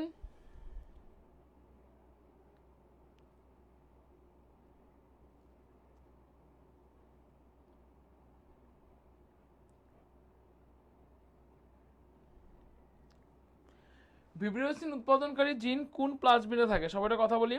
ভিব্রিওসিন উৎপাদনকারী জিন হচ্ছে আপনার কোল প্লাজমিডে থাকে, ঠিক আছে? ওকে, পরের কোশ্চেন দেখেন, জিন ক্লোনিং এর ক্ষেত্রে পোষক হিসাবে কোনটি ব্যবহার করা হয়? দেখেন, জিন ক্লোনিং এর ক্ষেত্রে পোষক হিসাবে আমার যে জিনিসটা ব্যবহার করা হবে তার নাম হচ্ছে ভাই ব্যাকটেরিয়া, ঠিক আছে? আচ্ছা, পরের কোশ্চেন দেখেন, খণ্ডিত ডিএনএ কে প্লাজমিড ডিএনএ সাথে যুক্ত করে কে? মানে কে যুক্ত করতেছে? এই কোশ্চেনটা কিন্তু অনেক বেশি গুরুত্বপূর্ণ। মানে একটার সাথে আরেকটাকে যুক্ত করতেছে কে বলেন তো? DNA লাইগেস enzyme. কে যুক্ত করতেছে? ডিএনএ লাইগেস, ঠিক আছে? ওকে, রোগ প্রতিরোধী বিট বেগুন উৎপাদনে আমাদের বিট শব্দটি কোথা থেকে আসছে? দেখেন, বিটি মানে কি? ব্যাসিলাস থুরিনজিয়েন্সিস। অবশ্যই বানানটা ভুল করা যাবে না। থু জি এনসিস, ঠিক আছে? ওকে, প্রকৃত ক্রোমোজোমের স্থায়ী উপাদান কি? সবাই কথা বলি। প্রকৃত ক্রোমোজোমের স্থায়ী উপাদান কি? প্রকৃত ক্রোমোজোমের স্থায়ী উপাদান হচ্ছে ভাই ডিএনএ। আরএনএ না, এমআরএনএ না, টিএনএ? অ্যান্সার কি বলেন তো? ডিএনএ, ঠিক আছে? ওকে, পরের কোশ্চেন। এই কোশ্চেনটা আপনাদের এবার গুচ্ছের মধ্যে দিলেও দিতে পারে, খুবই চুজি একটা কোশ্চেন, সবাই অ্যান্সার করব। বাংলাদেশের প্রথম জিএম উদ্ভিদ আসলে কি? বলেন, বাংলাদেশের প্রথম জিএম উদ্ভিদ কি? খুবই গুরুত্বপূর্ণ কোশ্চেন। বিট বেগুন। বিট বেগুন। আগের স্লাইডে কিন্তু কোশ্চেনটা দিছিলাম। এই দেখেন, বিটি এর পূর্ণ নাম কি? ব্যাসিলাস থুরিনজিয়েন্সিস। এই কোশ্চেনটা কিন্তু খুবই একটা চুজি কোশ্চেন আমাদের গুচ্ছের জন্য। এটাও কিন্তু আমাদের চুজি কোশ্চেন গুচ্ছের জন্য, ঠিক আছে? পরের কোশ্চেন দেখেন, জিন প্রকৌশলের কোনটি উত্তম বাহক? মানে জিন প্রকৌশলের জন্য কোনটি মোস্ট সুইটেবল ভেক্টর কোনটা? জিন প্রকৌশলের জন্য সবচাইতে সুইটেবল বাহক হলো অ্যাস্কেরেসিয়া কোলাই। পরের কোশ্চেন দেখেন, ইকোলাই এর ক্রোমোজোম সংখ্যা আসলে কয়টা? দেখেন ইকোলাই এর ক্রোমোজোম সংখ্যা মাত্র 32টা, তো না 32টা কারা বলেন তো? হাইড্রা, ঠিক আছে, কয়টা? একটা। পরের কোশ্চেন, শিল্পক্ষেত্রে বায়োটেকনোলজির গুরুত্ব আসলে কোনটি? দেখেন মানে আমাদের শিল্পক্ষেত্রে মানে ইন্ডাস্ট্রির ক্ষেত্রে বায়োটেকনোলজির ইম্পর্টেন্স কি? জীব প্রযুক্তির মাধ্যমে বিভিন্ন ওষুধের গুণগত পরিমাণগত উৎপাদন, এটাও রাইট। জৈব শক্তি উৎপাদন, এটাও রাইট। অণুজীব থেকে খাদ্য, এটারও। তাহলে উপরে সবগুলা, ঠিক আছে। পরের কোশ্চেন দেখেন, কোনটি বায়োটেকনোলজির গুরুত্ব? জিনগত ব্যাধি শনাক্ত, এটাও আমাদের সবগুলা, প্রত্যেকটাই হলো বায়োটেকনোলজির গুরুত্ব, ঠিক আছে, ওকে। পরের কোশ্চেন দেখেন, রিকম্বিনেন্ট ডিএনএ প্রযুক্তি ডিএনএ সংযোজনে সহায়তা করে কোন একটা জিনিস মাথা রাখবেন, যে এনজাইমটা মানে সংযোগ করতেছে, সাহায্য করতেছে, সেটার নাম কি আসলে?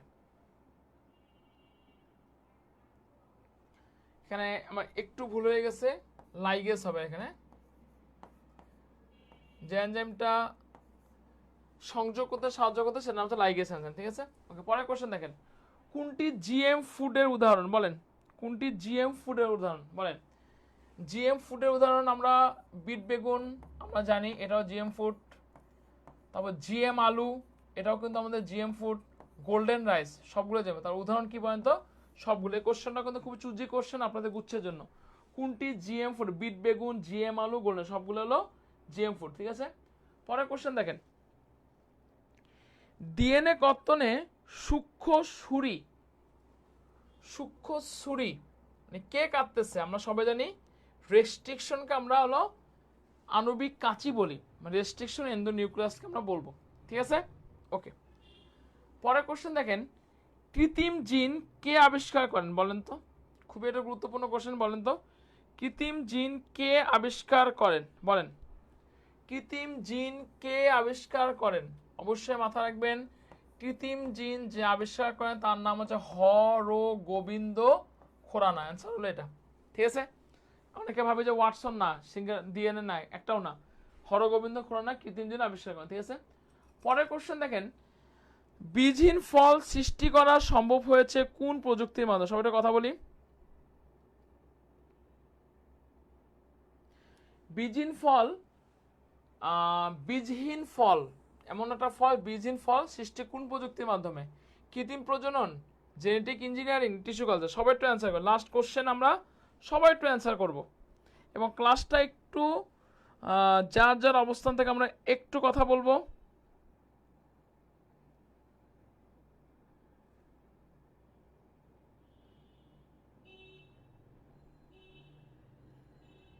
আমরা একটু কথা বলবো, সবাই একটু কথা বলি আমরা। কৃত্রিম জিন কে আবিষ্কার করেন? আচ্ছা বলেন সবাই একটু কথা। লাস্ট কোশ্চেন আমরা চলে আসবো। হ্যাঁ, বীজহীন ফল সৃষ্টি করা সম্ভব হয়েছে কোন প্রযুক্তির মাধ্যমে? সবাই একটু, আমরা ক্লাসের শেষ মুহূর্তে আমরা সবাই ক্লাসে আসবো, একটু যার যার অবস্থান থেকে আমরা ক্লাসে শেয়ার করার চেষ্টা। সুমাইয়া জাহান ইতি বলছে এ। আচ্ছা দেখি এই অ্যান্সারটা আমি বলবো না, কে কত বেশি আপনি অ্যান্সার করতে পারেন। বীজহীন ফল সৃষ্টি করা সম্ভব হয়েছে কোন প্রযুক্তির মাধ্যমে? বলেন।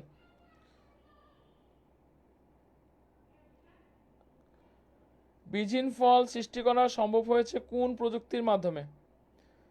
সবার কাছ থেকে আমি একটু অ্যান্সার জানতে চাচ্ছি। হ্যাঁ, জৈব প্রযুক্তির মাধ্যমে, ঠিক আছে ভাই, ওকে।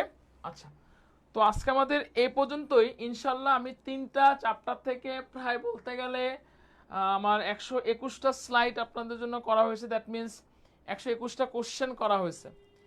3টা চ্যাপ্টার, কোষ এবং গঠন, কোষ বিভাজন, জীব প্রযুক্তি, এই 3টা চ্যাপ্টার থেকে 121টা আমি কোশ্চেন আপনাদের জন্য করছি। তো এই 21টা কোশ্চেন যদি ভালো করে দেখে যান, আমি ইনশাল্লাহ একটু আমি চ্যালেঞ্জ করে বলতে পারবো এই কোশ্চেনগুলো থেকে আপনারা ভাই কোশ্চেন কমন পাবেন, ঠিক আছে। তো ঠিক আছে, একটু সবাই ক্লিয়ার কিনা, কারো কোনো কোশ্চেন আছে কিনা আমাকে একটু কথা বলবেন। এবং একটা কথা বলবো ভাই, হতাশ হওয়ার কিছু নাই, পরীক্ষাগুলো ভালো করে দেন, একটু শেষ মুহূর্তে ভালো করে পরিশ্রম করেন, আমাদের সাথে লেগে থাকেন, ইনশাল্লাহ অবশ্যই আপনাদের জন্য ভালো কিছুই হবে। এবং একটু এক্সামগুলো দেওয়ার চেষ্টা করবেন। আজকে জানেন অলরেডি আমাদের এক্সাম ব্যাচ লঞ্চ হয়ে গিয়েছে, সেই এক্সাম ব্যাচ সবাই দিলে আপনাদের জন্য অনেক বেশি ভালো হবে, ঠিক আছে, ওকে। তো কারো কোনো কোশ্চেন আছে কিনা একটু কথা বলবেন, আমি এখনই ক্লাসটা শেষ করে দেব।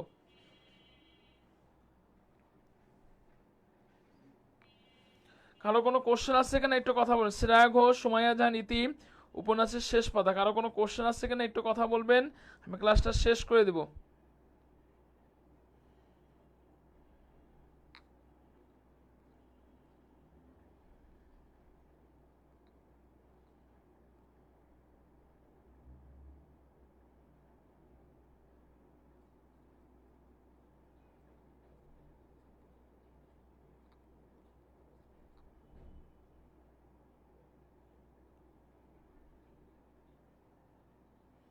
হুম, তো ঠিক আছে, ওকে, তা ভালো থাকবেন, সাবধান থাকবেন, ভালো করে পড়াশোনা করবেন, হ্যাঁ, ওকে, আসসালামু আলাইকুম, দেখা হবে আপনাদের সাথে বিজয়।